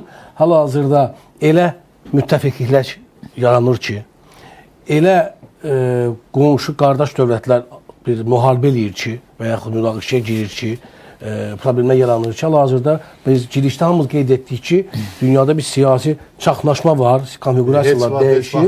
Heç vaxt demək siyasət tam uyğun gəlir. Heç vaxt demək olar ki, bu Türkiyə özü NATO-nun üzvüdür və o hansısa bir hərbi əməkdaşlıq məsələsində əlbəttə ki... Üzr istəyirəm, mən burada siyasət həm də bir şey deyirik, siyasət emosiyaları sevmir. Və emosiyalar da deyilən fikir kimi olur, siyasət məntiqi sevir. Və burada hətta Türkiyənin çox vacib mövqeyi orada ortadadır. Sadəcə olaraq yenə də bu ümumi mənzərəyə baxanda burada İsrail faktoru, İranla olan məsələlər və bu Türkiyə burada lider kimi qabağa çıxsa da hələ onun müttəfiqi olan ölkə də vacib qısqanc yanaşır ona. Məsələn? Birləşmiş Ştatlar tam razı deyirlər ki, Türkiyə tamamilə hətta müttəfiqdirlər və Donald Trump açıq-aydın deyir ki, Erdoğan mənim dostumdur, böyük hörmətim var belə, amma elə məsələlər var ki, Türkiyə tam güclənməz. Bəli, tam güclənməsində də çox elə maraqlı görünmür. Məsələ ilə bağlı bir cümlə deyirəm. Bu günləri Səudiyyə Ərəbistanı İran münasibətlərinin hansı səviyyədə olduğunu biz bilirik. Çox deməli qəliz, çox mürəkkəb münasibətlər. Məncə də çox qəlizdir. Türkiyə-İran münasibətləri o qəlizlikdən biraz daha aşağı səviyyədə qəlizdir. Düzdür? Sabahları Türkiyənin və Səudiyyə Ərəbistanının İrana münasibətdən mövqeyi üst-üstə düşsə, yəni onlar üçün daha çox İran təhlükə mənbəyi olsa, bu baxımdan Səudiyyə Ərəbistanı, Riyad və Ankara bunu paylaşsa, bölüşsə, bu halda görəsiniz ki, Pakistanın haqqında bəhsən üç tərəfli ki, üç bucaq kimi o alındı. Yəni dəyişən reallıqlar fonunda, çıxarlar var, maraqlar var. Çıxarlar var, amma beynəlxalq situasiya var. Amma indi Elman müəllimin dediyi əslində ayparadır, müdafiə ayparasıdır. Bunun qurmağa imkan verəcəklərmi, verməyəcəklərmi məsələsi də var. Hətta olan diplomatik münasibətləri yox idi. Çox asan deyil Elman müəllim deyən. Əl-Riyadla Tehran arasında diplomatik münasibətlər belə yox idi. Doğrudur. Hüsaməddin bəy, xoş gördük sizi. Merhabalar, iyi günler, iyi yayınlar diliyorum. Təşəkkür edirəm. Nədən də danışsaq Türkiyə ilə mütləq Türkiyə haqqında danışırıq. Çünki bizim müttəfiqimizdir hərbi məsələlərdə də, qardaşımızdır bütün məsələlərdə də və yəni müttəfiqdən də qardaşlıqdan da artıq münasibətlərimiz var və bu münasibətləri də hər zaman hər iki tərəf qoruyur. Ona görə də Azərbaycan bir addım atanda və yaxud da Türkiyə bir addım atanda da bir müzakirə predmeti olur ki, qardaşımızın addımı necədir və yaxud da biz necə edirik. Gəldi bu məqama çatdı ki, belə bir sual yarandı. Türkiyənin Səudiyyə ilə münasibətlərinin çox yaxşı olduğu, Səudiyyənin Birləşmiş Ərəb Əmirlikləri ilə münasibətlərinin pis olduğu, Türkiyə ilə Birləşmiş Ərəb Əmirlikləri münasibətindən bağlı da sual verəcəm və Azərbaycanın Birləşmiş Ərəb Əmirlikləri ilə münasibətlərinin daha da sıxlaşması hansısa bir yeni sanki bir belə deyək, arxitekturanın görünməyənmi tərəfidir? Çünki belə şeylər olur. Açıq, məsəl üçün müttəfiq deyirlər və yaxud da dost deyirlər, amma dost olduğu dövlət o birisi ilə dostdur və dolayısıyla bu işləri həll edir. Mən misal çəkmək istəmirəm, hamı bildi mən nəyi deyirəm. Evet, yani sorunuz için çok teşekkür ediyorum. Gayet mantıklı bir korelasyon kurdunuz aslında.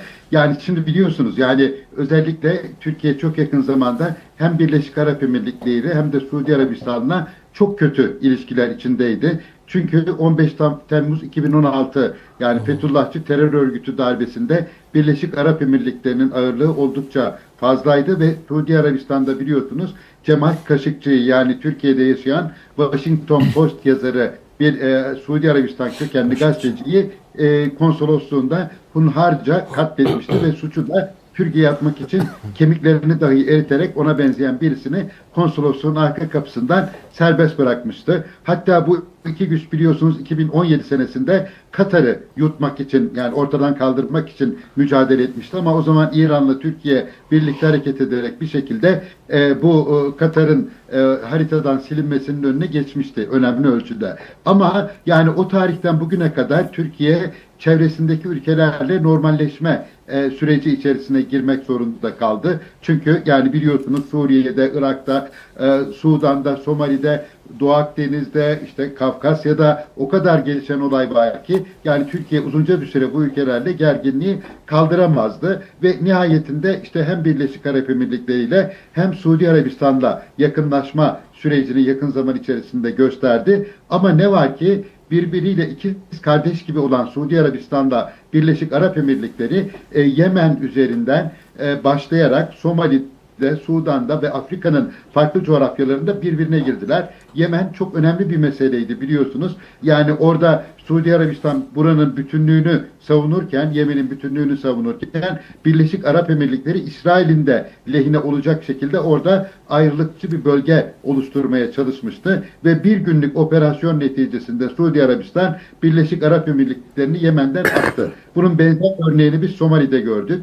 Benzer örneğini Sudan'da gördük ve orada Suudi Arabistan ve Türkiye birlikte hareket ediyor ama bulundukları bölgelerde Birleşik Arap Emirlikleri'ni atıyorlar. Şimdi benzer bir örneğe Mısır'da dahil olacak ve Libya'da oluşmaya çalışan yeni dengede de aynı şekilde Suudi Arabistan ve Türkiye işbirliğinin başladığını görüyoruz. Ki nitekim yakın zamanda Pakistan da işin içerisine girdi ve Suudi Arabistan-Pakistan ittifakı oluştu ki bu çok anlamlı bir birliktelik. Çünkü yani İslam dünyası içerisinde nükleer güce sahip olan yegane ülke olan Pakistan'ın maddi zenginlikleri, doğal kaynakları fazla olan Suudi Arabistan'la yaptığı işbirliği tabii bölgesel anlamda bir jeopolitik sinerji yarattı. Dolayısıyla Türkiye'de buna bigane kalmıyor. Her ne kadar bu ittifakın parçası olmasa da. Şimdi sizin hani sorduğunuz kısma gelirsek, ben aslında son zamanda yani 7 Ekim 2023'ten itibaren yani Azerbaycan ve Türkiye'nin farklı saflarda veya farklı ittifaklarda yer alıyormuş gibi görünmesinin çok ciddi faydalar sağladığını gördüm. Çünkü hatırlarsanız ne oldu? 7 Ekim'den itibaren Azerbaycan ve Türkiye kendi arasında ciddi bir şekilde paslaşmaya başladı. Mesela biliyorsunuz o dönemde yani İsrail'le koordinasyon adına toplantılar Bakü'de gerçekleşti. Türkiye ve İsrail'in çatışmaması adına. Suriye konusunda biz bu koordinasyonun, nüfuz alanlarının belirlenmesi konusunda yine Azerbaycan'ın kardeş ülkemizin devreye girdiğini gördük. İsrail'le çatışma an meselesiyken ki T4 biliyorsunuz Tedmür hava üssü konusunda Suriye'de çok ciddi bir çatışma söz konusuydu ama bunu Azerbaycan engelledi. Aynı şekilde mesela Gazze'de oluşturulmaya çalışan ISF denen uluslararası istikrar gücü var. Dolayısıyla bu istikrar gücüne Türkiye'nin girmesini İsrail istemiyor ama ilk başta Azerbaycan dedi ki Türkiye olmazsa ben de bu istikrar gücünün içerisinde yer almam ve Barış Kurulu'nda da aslında yer almak istemem açıklamasını yaptı. Yani burada dediğiniz gibi dışarıdan baktığımız zaman sanki Türkiye ve Azerbaycan, İsrail ve onun hani peyki olan diyelim Birleşik Arap Emirlikleri üzerinden ayrışıyormuş ya da ihtilafa düşüyormuş gibi görünse bile tam tersine birbirini destekleyen ve birbirini kaçınılmaz kılan yani denkleme mutlaka girmesini sağlayan her iki ülkenin bir denklem oluşturuyorlar. Ve ben bunların kesinlikle Cumhurbaşkanımız Erdoğan'la Sayın Cumhurbaşkanı Aliyev'in diyaloğuyla olduğunu düşünenlerdenim. Bəli, elə bu dəqiqələrdə məlum oldu ki, Cənab Erdoğan bir daha açıqlama verdi ki, İrana hərbi müdaxilənin əleyhinəyi, çünki regionumuzda növbəti müharibənin olmasını istəmirik. Və bu həqiqətən də heç kim istəmir, Azərbaycan da istəmir, Türkiyə də istəmir. Çünki artıq Türkiyənin demək olar ki, üç-bir tərəfində müharibə gedir və bu heç bir şəkildə Türkiyə üçün yaxşı deyil. Doğrudur, Türkiyənin ərazisinə keçmir, amma nə fərqi var? Yəni, qapı bir qonşunda baş verirsə, elə sənin ərazində baş vermiş kimidir və çox ağır nəticələr verə bilər. Humanitar fəlakətlə tutmuş digər məsələlərə qədər. Burada maraqlı bir şey yaranır. Türk Dövlətləri Təşkilatı, Asiya artıq altılığı ki Azərbaycanda oradadır və onun körfəz ölkələri ilə münasibətləri çox fərqli bir müstəvidə qurulur. Mən niyə görə Cavanşir müəllimi üst tuturam? Çünki bu məsələlərdə o dəfələrlə hələ çoxdan qeyd elədiyi məqamlardır. Hələ elmi şəkildə, praktik öz həllini tapmadığı məqamlarda belə təklif elədiyi layihələr idi. Amma indi qəribə bir reallıqlar yaranıbdır. Körfəz və Asiya ölkələrini birləşdirən bir çox şeylər olacaqdır. Aydındır, amma Azərbaycan burada əsas həm ötürücü, həm vasitəçi, həm də dil tapa bilən bir dövlət rolunu oynayır. Bu aydındır. Biz bu məsələlərdə, məqamlarda aydınıq. Amma yenə suallar yaranır. Amma mən çox bəyəndim Hüsaməddin bəyin yanaşmasını ki, paslaşaraq biz münasibətlər qurmaq və yaxud da hadisələrə yanaşmaq baxımından bunu çox dəqiqliklə ifadə edir. Mən istəyərdim bir məqama da aydınlıq gətirək. Son dövrlərdə bunu da tirajlayırlar. Özbəkistan prezidenti ilə Türkiyə prezidentinin arasında keçirilən görüş, imzalanan sazişlər və böyük sazişlər, iqtisadi yönlü böyük sazişlər, sanki orada İran üzərindən bəzi şeylərin gedəcəyi də deyilir. Burada nədir və bu hansı dövrə hazırlıqdır? Siz təhlükəsizlik arxitekturası ayrıca seçilmiş dövlətlərin iradəsi əsasında qurula bilməsi, bütövlükdə bölgədə təhlükəsizliyin təmin olunmasına ehtiyac var. Və İran Türk zolağının qonşuluğunda və hətta bilavasitə içində qismən də olsa iştirak etdiyinə görə İranın bu proseslərə cəlb olunması, Türk dövlətləri arasındakı münasibətlərə bu bölgədə yerləşən digər dövlətlərin də cəlb olunması tamamilə məntiqlidir və elə Türk Dövlətləri Təşkilatının daha dayanıqlı, daha təhlükəsiz olmasına xidmət edir. İran üzərindən olsun, Azərbaycan üzərindən olsun, qədim dünyada da, qədim zamanlarda da qədim İpək yolu tək bir yol olmayıb ki. Yox, aydındır. Şaxələnib. Mən nəyi soruşmaq istəyirəm Cavanşir müəllim? Açıq deyək də, vəziyyət bu dəqiqə elədir ki, Elman müəllim də onu dedi ki, artıq o müzakirə olunmur ki, vuracaq, vurmayacaq, artıq o müzakirə ki, nə vaxt vuracaqdır. Və bu elə bir dalana dirənibdir ki, məsələ post indiki hakimiyyətin olmadığı bir fərqli bir İran dövlətinə, amma parçalanmayan İran dövlətinə. Bu o günə hesablanmış layihədir. Bunu tarix göstərəcək. Parçalanıb parçalanmayacağını demək çətindir. İndi heç bir dövlət istəmir ki, hansısa bir dövlət parçalansın. Yəni konkret Türkiyədə istəmir, Azərbaycan da istəmir. Hər bir dövlətin parçalanmasının bəlli fəsadları ola bilir. Bu aydın məsələdir. Amma bütövlükdə dünyada inteqrasiya proseslərinin getdiyi bir zamanda hansısa dövlətin ayrı-ayrı fraqmentlərə parçalanması hamı üçün problem yaradır. Tək məsələn, İran dövləti ilə münasibətlərin qurulmasını qarşılığında 4, 5, 6 virtual olaraq nəzərdə tutulur. Əgər parçalansa, dövlətlə münasibət qurmaqdan daha asandır əlbəttə. Amma bu istər hətta indiki rejimin özü hakimiyyətdə qalsa belə, bu rejimin idarə etdiyi bir dövlətin və xüsusilə qeyd etmək lazım ki, təbii resurslarla zəngin olan bir dövlətin bizim bölgənin iqtisadi fəaliyyət zonasına, iqtisadi fəaliyyət dairəsinə cəlb olunması bütövlükdə hamı üçün faydalı bir işdir. Bir tərəfdən həm o təhlükəni uzaqlaşdırır. Çünki İran özü bu rejim səbəbi ilə elə Özbəkistan üçün də, Azərbaycan üçün də, Türkiyə üçün də təhlükədir əslində. Və bu təhlükəni yumşaltmaq və ya aradan qaldırmaq və ya uzaqlaşdırmaq, bu da indiki şəraitdə. Amma sizin dediyiniz bu rejimin olmadığı devirdə bu daha böyük perspektivlər vəd edir. Mən nəyə görə soruşmaq istəyirdim? Mən üzr istəyirəm, Hüsaməddin bəylə bir də soruşum onu. Hüsaməddin bəy, mən istəyərdim Cavanşir müəllimlə bax bunu bir dialoq şəklində quraq, bu məsələni aydınlıq gətirək. İsrailin Xarici İşlər Naziri gəldi Bakıya və getdi Astanaya.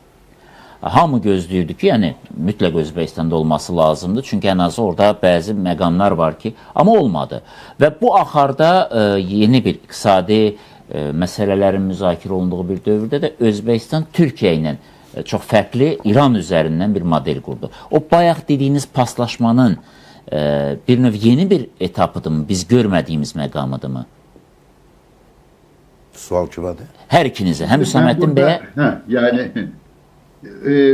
Sayın Vekilim müsaade ederlerse ben hemen şöyle girmek isterim meseleye. Şimdi burada gerçekten de siz çok iyi bir noktayı yakalamışsınız. Çok doğru bir tespit bu. Şimdi yani Türkiye aslında İran'la düşman olmak istemiyor ya da Türk devletleri de aynı şekilde düşman olmak istemiyor. Ama burada bir takım şeyler var. Mesela eğer İran yani mesela nükleer üretimlerine son verse veya Türkiye açısından ya da Türk devletleri açısından o proxy dediğimiz vekil güçlerini yani Şii milislerini Haçlı Şabi'sinden tutun Hizbullah'a Beyde Tugaylarına kadar bunlardan vazgeçtiği takdirde pek çok konuda işbirliği yapabiliyor ve Özbekistan'la İran arasında çok ilginç yakın ilişkiler var. Mesela nasıl Azerbaycan'la İsrail arasındaki ilişkiler Türkiye lehine kullanılabilirse Özbekistan'la İran arasındaki ilişkiler de Türkiye lehine kullanılabilir ya da tam tersi eksiklikler birbiri ardınca o paslaşmak suretiyle giderilebilir. Yani mesela biz özellikle Zengezur koridoru konusunda mesela İran'ın anlamsız bir şekilde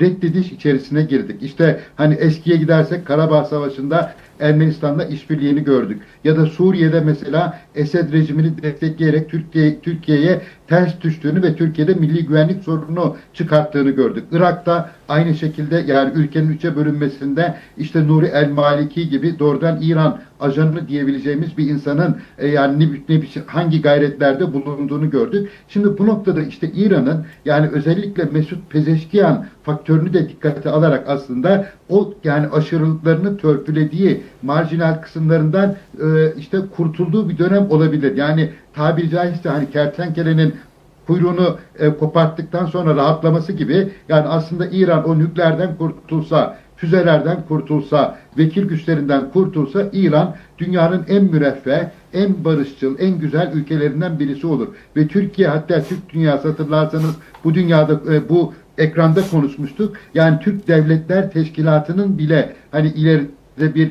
işte gözlemci üyesi ya da bir mensup haline bile dönüşebilir. Ama yani bu artık ideolojik körlükten işte ne bileyim mezhepçi yaklaşımdan ya da Fars milliyetçiliğinden ve yani özellikle Türkiye'yi Orta Doğu'da durdurma yani etkisinden vazgeçsin. Ben bu noktada Özbekistan'ın çok olumlu bir işlev yerine getireceğini, İran, Türkiye ve Türk dünyası arasındaki ilişkileri yeniden reforme edebileceğini görüyorum. Özellikle son Amerika'nın tazikleriyle beraber İran doğru bir noktaya doğru gidecek ve Pezeşkiyan da ülkeyi daha liberal, daha uluslararası sistemle entegre bir noktaya taşıyacaktır. Amerika'nın istediği şey rejimi değiştirmek değil, rejimi dönüştürmektir. Rejim eğer gerçekten varlığını korur ama dünyayla daha yakın ve barışçıl ilişki kurarsa İran yani çok küçük saldırılarla bu olaydan kurtulabilir ve Türk dünyasıyla da birlikte çalışma fırsatını yeniden yakalayabilir diye düşünüyorum.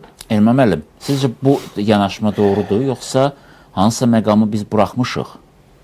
Sən də, bax bu regional məsələlərdə, yəni belə rahatlıqla deyirik, amma hər şey belə rahatlıqla olmayacaqdır. Heç şübhəsiz, siz Birləşmiş Ştatların İranla sərhəddə çox küllü miqdarda sayda qoşun toplaması və biz bunun əgər dollar ekvivalentinə baxsaq, söhbət milyardlardan gedir. Bəli. Və əgər İrana qarşı müharibə başlamasa, yəni həmin geridən qoşun geriyə qayıtsa, bu iqtisadi baxımdan da sərfəst görünür. Mən bununla bağlı hələ 2003-cü il mart ayının 19-dan 20-sinə keçən gecə Birləşmiş Ştatların İraqa qarşı müharibəsi oldu. O zamanlarda mübahisələr gedir ki, İraqa qarşı müharibə olacaq yoxsa olmayacaq, olacaq yoxsa olmayacaq. Və məndə müəyyən statistik rəqəmlər var ki, toplanan xərclər təxminən 150 milyard dollara qədər xərclər artıq bu istiqamətdə çəkilib. 150 milyard. Bir anda fikirləşin ki, müharibə başlamır və geri çəkilir. Bu 150 milyardı kim ödəyəcək? Kimi sualları çıxartır. Bu nöqteyi nəzərdən hesab edirəm ki, yəni söhbət zamandan gedir, nə vaxt başlayacaq. Amma işlər diş altındadır. Əgər doğrudan da Birləşmiş Ştatların İranla bağlı məlum planların reallaşması istiqamətində həll edici uğurlara imza atsa, onda hakimiyyətin tam dəyişdirilməsi məsələsi aktuallaşa bilər. Və yaxud da ki, İran hakimiyyəti proseslərin tamamilə onun ziddinə getdiyinin fərqinə varıb, rəsmi Vaşinqtonla dialoqa gedə bilər. Mən bunu niyə söyləyirəm? 91-ci ildə Səddama qarşı Birləşmiş Ştatlar 28 dövlətin koalisiyasından hücuma keçdilər. Bağdada lap az qalmışdılar, Bağdada. Və o zaman Səddam Birləşmiş Ştatlarla danışığa getdi, xeyli miqdarda vəsait ödədi, kompromisə gəldilər və Birləşmiş Ştatlar Bağdad ətrafından qoşunlarını geri çəkdi. Analoji danışıqlar əgər İranın hakimiyyət tərəfinə aparılsa, yəni Birləşmiş Ştatların əsas 3 tələbi var. 1. İran nüvə silahı hazırlama planlarını, nüvə proqramını tamamilə imtina etməlidir, bir. İkincisi... Zənginləşmiş uranı verməlidir. Yəni, o həzmdə saxlamalı 3%-ə qədər də. İkincisi, İran özünün yaxın, orta mənzilli raketlər hazırlamaq siyasətini imtina etməlidir. Üçüncüsü isə proksi qüvvələri ki, dəstəkləyir, o siyasətindən əl çəkməlidir. Yəni, bu faktiki olaraq bizim tanıdığımız İran olmayacaq. Və bu vəziyyət elə də İranda tamamilə elə hakimiyyət dəyişikliyinə oxşar bir. Çünki hakimiyyəti yeni qüvvəni gətirsə, o bunları edəcək. Haqlısınız. Əgər İrandakı hakimiyyət də onu edəcəksə, bu halda hesab edirəm ki, Vaşinqton rəsmi Tehranla danışığa gedə bilər, kompromis əldə edilə bilər. 91-ci il müqayisəsini mən bu məqsəd üçün gətirirdim və artıq deməli tamamilə yeni mənzərə formalaşa bilər. Bax, bunları söyləmək istəyirəm. Buyurun. Mənim burada biraz fikrim biraz başqadır. İlman müəllimlə razılaşım tərəfdə var, öz fikirlərim də var. Hər şey hələlik aydın deyil.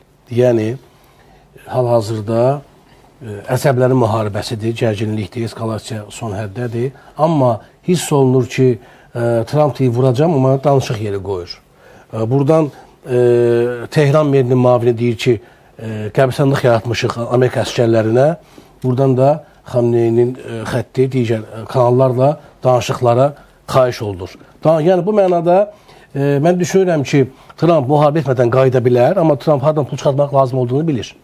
Hardan çıxardacaq? Çox yerdən çıxardacaq. Yəni, elə İrandan da alacaq pulu lazım olsa. İran pulu olsa İsrail dəstək verəcək. Yəni, Trump pul qazanmağı bilir. O aydındır bilir, amma bu dəfə hardan alacaq? Onun hal-hazırda Trump'ın fikri kimi deyənmərəm, mən düşünürəm ki, bilir və çıxardacaq. O, elə lazım olan yerlərdən pul alır ki, heç olmadığı yerlərdən mineralına gedir orada əl qoyur, oradan bilir başını sıxallayır. Neftinə? Əlbəttə ki, ən əvvəla neftinə. Nüvəsi, bəs o zənginləşmiş, bax o var. Ən əvvəla, buna bir dənə fikir söyləyib. Onun qiyməti nə qədərdir? O 3 tələb, maksimalist tələb Tel-Avivdə yazılıb, təbii ki. Fərqi nədir Vaşinqton ya Tel-Aviv? Amerika Birləşmiş Ştatları tərəfindən elan olunsa da hiss olunur ki, senari oradandır. Amma bu İran tamamilə çöktürməkdir. İran mən düşünürəm ki, nüvə danışıqlarına gedəcək, gedir. Amma İran tərəflərini qoyacaq. İranın da bazarlıqları var. Elə mən onu demək istəyirəm. İranın bazarlıqları sırf iqtisadi yöndə ola bilər. Və ola bilərmi bu işi Türkiyə həyata keçirəcək? Onun iqtisadi bazarlıqlarının gerçəkləşməsi təəssüflər olsun ki, Türkiyə bunu istəsə də İran bunları istəmir.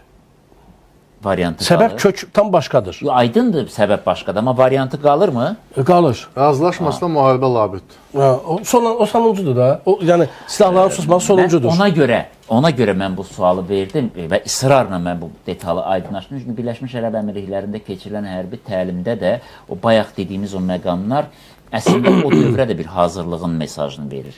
Bayaq mən dedim, Azərbaycanın cənubu, Birləşmiş Ərəb Əmirliklərinin şimalı və orada hansısa bir gedən proseslər...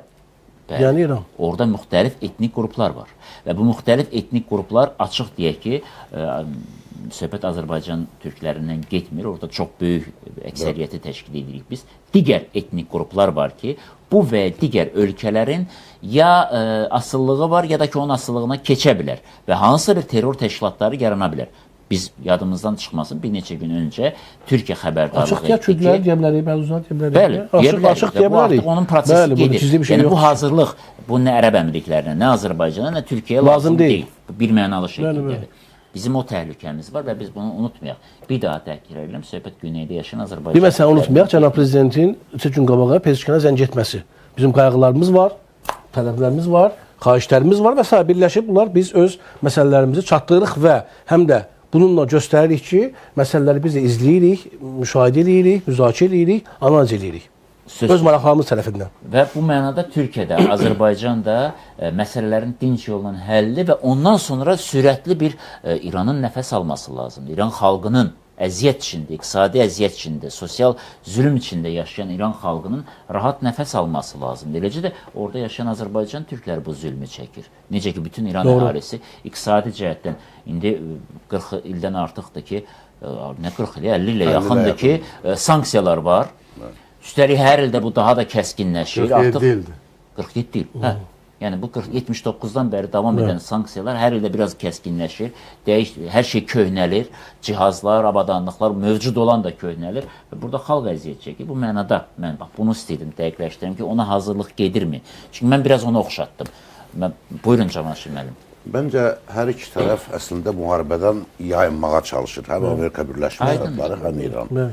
Amma belə bir şəraitdə, münasibətlərin bu qədər gərginləşdiyi bir şəraitdə hansı hadisələrin baş verməsinin həm İranın özü üçün, həm Amerika üçün və həm də bütövlükdə region üçün faydalı olacağını müzakirə eləmək bu çox geniş bir mövzudur. Əlbəttə, ayrıca bir mövzu. Amma ona baxmayaraq bir bəlli olan bəzi şeylər var. Bəncə İranda siyasi rejim dəyişməyənə qədər İran müasir yaşam tərzinə, müasir siyasi, yəni Birləşmiş Ərəb Əmirlikləri olmayana qədər, beynəlxalq siyasi arxitekturaya uyğunlaşmayana qədər bu problemlər həmişə olacaq.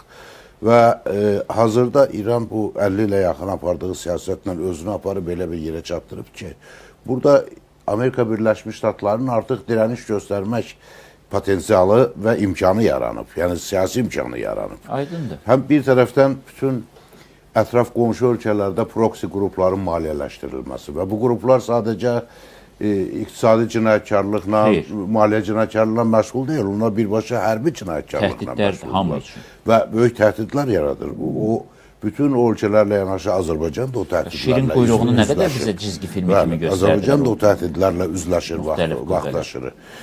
Türkiyə ilə İran münasibətləri heç bir əsas olmadan İran özünü Türkiyəyə regionda rəqib kimi görür. Amma buna heç bir əsas yoxdur. Yox, əsas əslində var. Bu əsas Avropa saraylarında hələ orta əsrlərdən cızılmış əsaslardır. Amma bu İran olması həmin sizin işarə elədiyiniz əsasların bugünkü rejimlə heç bir bağlılığı yoxdur. Bugünkü rejim elə orta əsrlərdə yaşayır da əslində. Yox, demək istəyirəm, bugün 79-cu ildən bugün hakimiyyətdə olan orta əsrləri bu zamana daşıya bilməz axı. Onlar onu başa düşməlidirlər. Onu başa düşsələr, müasirləşirlər. Problem elə oradadır da. Və ona görə biz bugün 21-ci əsrdə yaşayırıq da. Hətta 20-ci əsrdə belə İran rejiminin belə bir əsası yox idi. Siyasi, mənəvi əsası yox idi ki, Türkiyəni özünə rəqib görsün.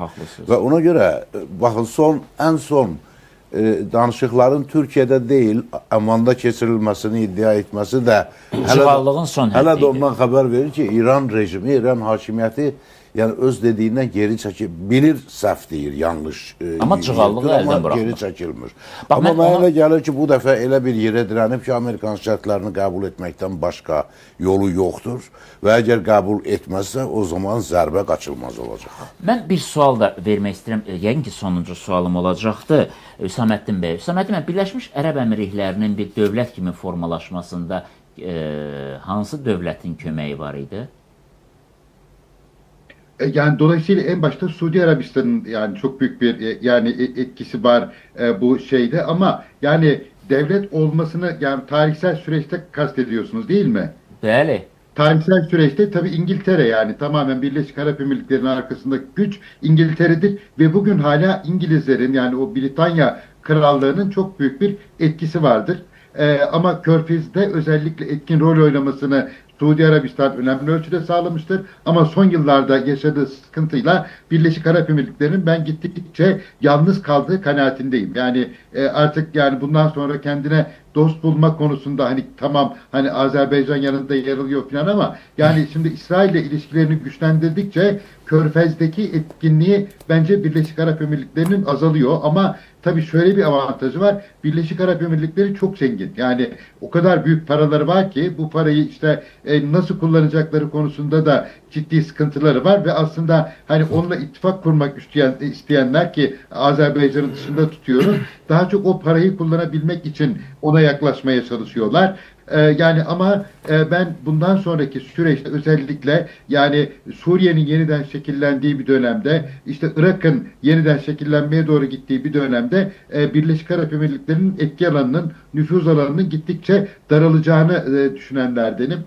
Çünkü çok fazla bir imkanı kalmadı. Yani Amerika'da biliyorsunuz özellikle yani terör örgütlerine ya da proxy güçlere özellikle destek vermeme noktasına doğru gittiği için artık Birleşik Arap Emirlikleri bir takım proxy güçleri kullanarak Somali'de, Sudan'da, işte Mısır'da, Etiyopya'da, işte ne bileyim bölgenin farklı coğrafyalarında etki alanı kullanamayacaktır. Livan'da çünkü da. Evet aynen öyle.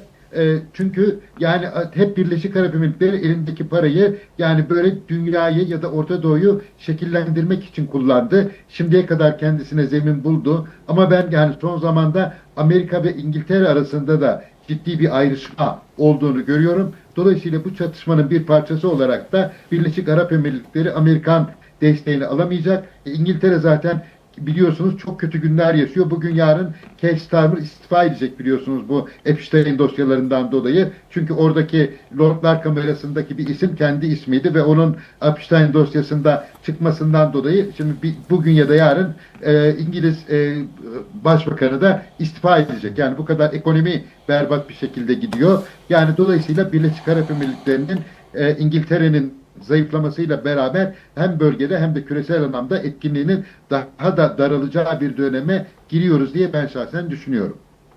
Ümumən Birləşmiş Ərəb Əmirlikləri haqqında çox pessimist bir proqnoz verdi. Razısınız bu proqnozla? Bilirsiniz, hər halda Birləşmiş Ərəb Əmirlikliyinin kifayət qədər güclənməsi bu bizim kimi dövlətləri sevindirir, amma eyni zamanda rəqiblər də bundan heç də sevincli halda deyirlər. Birləşmiş Ərəb Əmirlikliyində 40 minimum 40 azad iqtisadi zona fəaliyyət göstərir. Birləşmiş Ərəb Əmirlikliyinin cəlbedici qabiliyyəti kifayət qədər böyükdür və Birləşmiş Ərəb Əmirlikliyinin İsraillə də münasibətlərinin yaxşı olması müəyyən mənada Ərəb dünyasında əks effekt doğurması kimi məsələləri aktuallaşdırır. Amma Birləşmiş Ərəb Əmirlikliyinin rəhbəri Şeyx Məhəmməd bu günləri sübut edə bilir ki, onun yeritdiyi siyasət müstəqil siyasətdir və Birləşmiş Ərəb Əmirlikliyinin tamamilə xalqının mənafeyinə uyğun siyasətdir.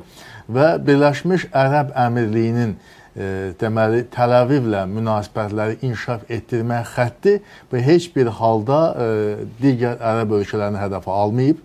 Bu iqtisadi maraqlardan irəli gəlir və bayaq söylədim ki, 40 iqtisadi zonanı yaradıb və istənilən açıq dövlətdir, gələr vəsaitin qoya inkişaf elətdir. Yəni bu heç bir halda digərlərini hədəf almaq anlamında deyil. Canaşman, onda niyə belə pessimist danışdı Hüsaməddin bəy? Doğrusu mən də Hüsaməddin bəyin pessimist mövqeyi təəccübləndirir. Çünki baxın, birincisi bu təhdidlər həmişə olub və olacaq. Bu artıq hər dövlətin apardığı siyasətin elə məhz o təhdidlər, istər terror qrupları tərəfindən təhdidlər olsun, istər böyük güclər tərəfindən təhdidlər olsun. Bütün bunlar nəzərə alınmaqla dövlət siyasəti qurulur və əgər düzgün siyasət qurulursa bu təhdidlər qismən önlənə bilir, qismən baş verə bilir və yenə də önlənə bilir, aradan qaldırıla bilir və s. Digər tərəfdən bu terror təhdidləri Canaşman, üzr istəyirəm, başqa məqam. Baxın, Hüsaməddin bəy hansı məqamı dedi? Dedi ki, Birləşmiş Ərəb Əmirlikləri özü proksi qüvvələri dəstəklədiyi üçün artıq Amerika bu məsələni atıb qırağa. Yəni, Amerika Birləşmiş Ərəb Əmirliklərinin yanında olmayacaq. Britaniyanın da gücü yoxdur. Faktik olaraq tənha qalır. Bunlar da qətiyyən razı. Bəs onu istəyirəm.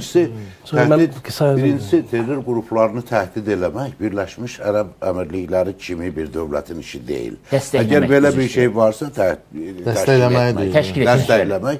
Belə bir şey varsa, bu ilk növbədə elə Amerika Birləşmiş Ştatlarının, Böyük Britaniyanın, Rusiyanın, onlar kimi böyük güc mərkəzlərinin işidir. Görmədiniz Hüsaməddin bəy ki, az qala Liviyada da Qəzzafinin oğlunun ölümündə... Əmirlikləri kimdir ki, Alışın oldu ki, nəhəng hərbi bazalar var. Beynəlxalq miqyaslı terror dəstəsinə dəstək versin.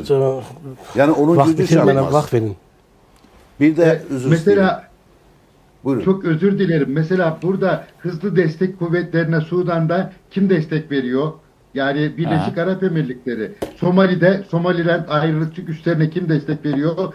İşte Birleşik Arap Emirlikleri. Libya'da meşru hükümeti bırakıp Hafter'e kim destek veriyor? Cancevit denen... Bunu Amerika Birleşmiş Devletleri bunu bilmir mi? Önde görünen destekler. o dəstəyin əsl təşkilatçısı bəzən fərqli ola bilər. Yox, fərqli ola bilər, amma derində o təşkilatçı istəmir. Onlar mən Hüsaməddin bəyə fikrimi söyləyim. Ən birincisi, Birləşmiş Ərəb Əmirliklərinin arxasında Anglosak qrup durur. Tam möhkəm, ondan tam əmin ola bilərsiniz. Başda Anglosak qrup, İngilislər qrupla, Anglosakslar qrup. Bu qrup durur. Başda Birləşmiş Ştatlar bazalarıyla, gücü ilə, onlardan aldığı pulla, verdiyi pulla. Onların çox maliyələri güclüdür və burada anlaşırlar. Ən birincisi Birləşmiş Ştatlar və son illərdə Ərəb Əmirlikləri Azərbaycan tipli beynəlxalq siyasət həyata keçirir. Çox vektorlu. Eyni vaxtda Çinlə çox yaxşı əlaqələr qurub. Çinlə, Hindistanla, hətta Rus-Ukrayna müharibəsində neytral mövqeyi ilə Rusiya ilə münasibətlərini pozmur. Bunları unutmayaq və 22-ci ildən Türkiyə ilə münasibətləri artıq formalaşmağa başlayıb, düzəlib. 22-ci ilə qədər vəziyyət ürəkçən deyildi. 2022-ci ildən sonra bu mənada hətta Türkiyənin də bölgə güclənməsi Ərəb Əmirlikləri üçün təhlükə deyil, əksinə. Və Körfəz ölkələri içərisində nadir ölkələrdən biri İsraillə də münasibətlər yumuşalması görünür. Proksi qüvvələrə dəstək verirmi? Bir, mütləq Amerika tərk edibmi? İki, Britaniyanın gücü çatmayacaq dəstək verirmi? Və nəhayət mənə elə gəlir ki, əgər o dəstək olsaydı... Hansı dəstək? Proksi qüvvələrə. Dəstək olsaydı, Rusiya, Ukrayna deməli, danışıqları Birləşmiş Ştatların təşkil etdiyi bu danışıqlar Əbu-Dəbidə keçirilməzdi. Hə, Hüsaməddin bəy. Valla ben o desteğin hala sürdüğü kanaatindeyim. Bence buna bakmıyorlar. Yani ben burada pragmatik bir bakış açısı var. Hatta Türkiye bile pragmatik bakıyor. Bakın yani Suudi Arabistan'la Birleşik Arap Emirlikleri'nin arasındaki ihtilafı Türkiye çözmeye çalışıyor. Neden? Türkiye'nin iktisadi anlamda yaşadığı bir kriz var. Birleşik Arap Emirlikleri ile bir swap anlaşmaları yaptık.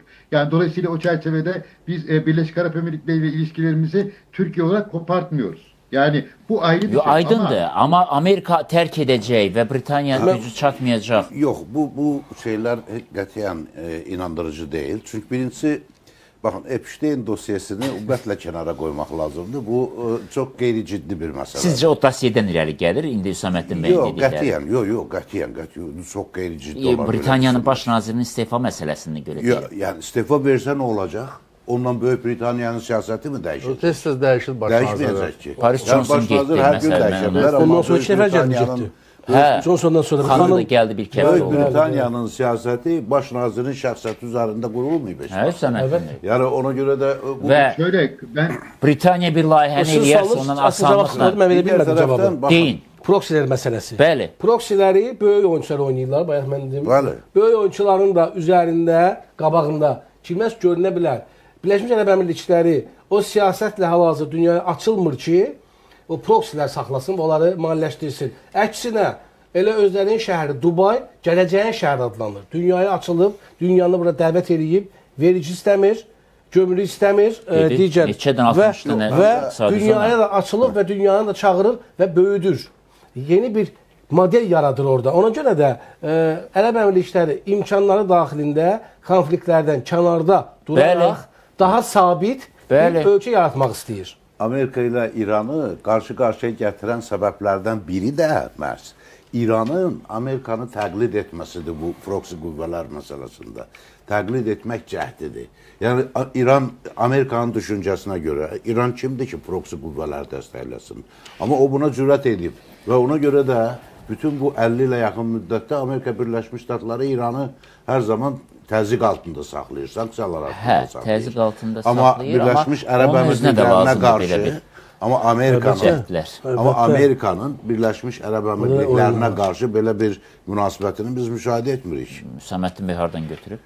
Yox, Hüsaməddin bəy biraz... Əslində, yaxşı fikirlər söylədi ki, polemik oldu. Aydın ama fikri götürmə mənbəyi. Hardan əsaslandınız bax bunu? Çok kısaca bircə... Ben şimdi şuradan söylüyorum yani mesela ben Birleşik Arap Emirlikleri'nin parası ya da Abu Dhabi'yi yani özel imtiyazı bir şehir haline getirmesine karşı çıkmıyorum. Ama karşı çıktığım şey yani Birleşik Arap Emirlikleri siyaseten ve dünyanın yeniden şekillendiği bir dönemde ciddi bir şekilde marjinalize olacak bir güçtür diye söylüyorum. Ve bu söylediğimin arkasındayım. Məncə, Çünki daima her bilmirəm. yerde Bu sizin fikrinizdə əlbəttə hörmətlə yanaşıram. Əksinə fərqli bir dönəmə daxil oluruq. Bu dəqiqə heç kim marjinal qala bilməz.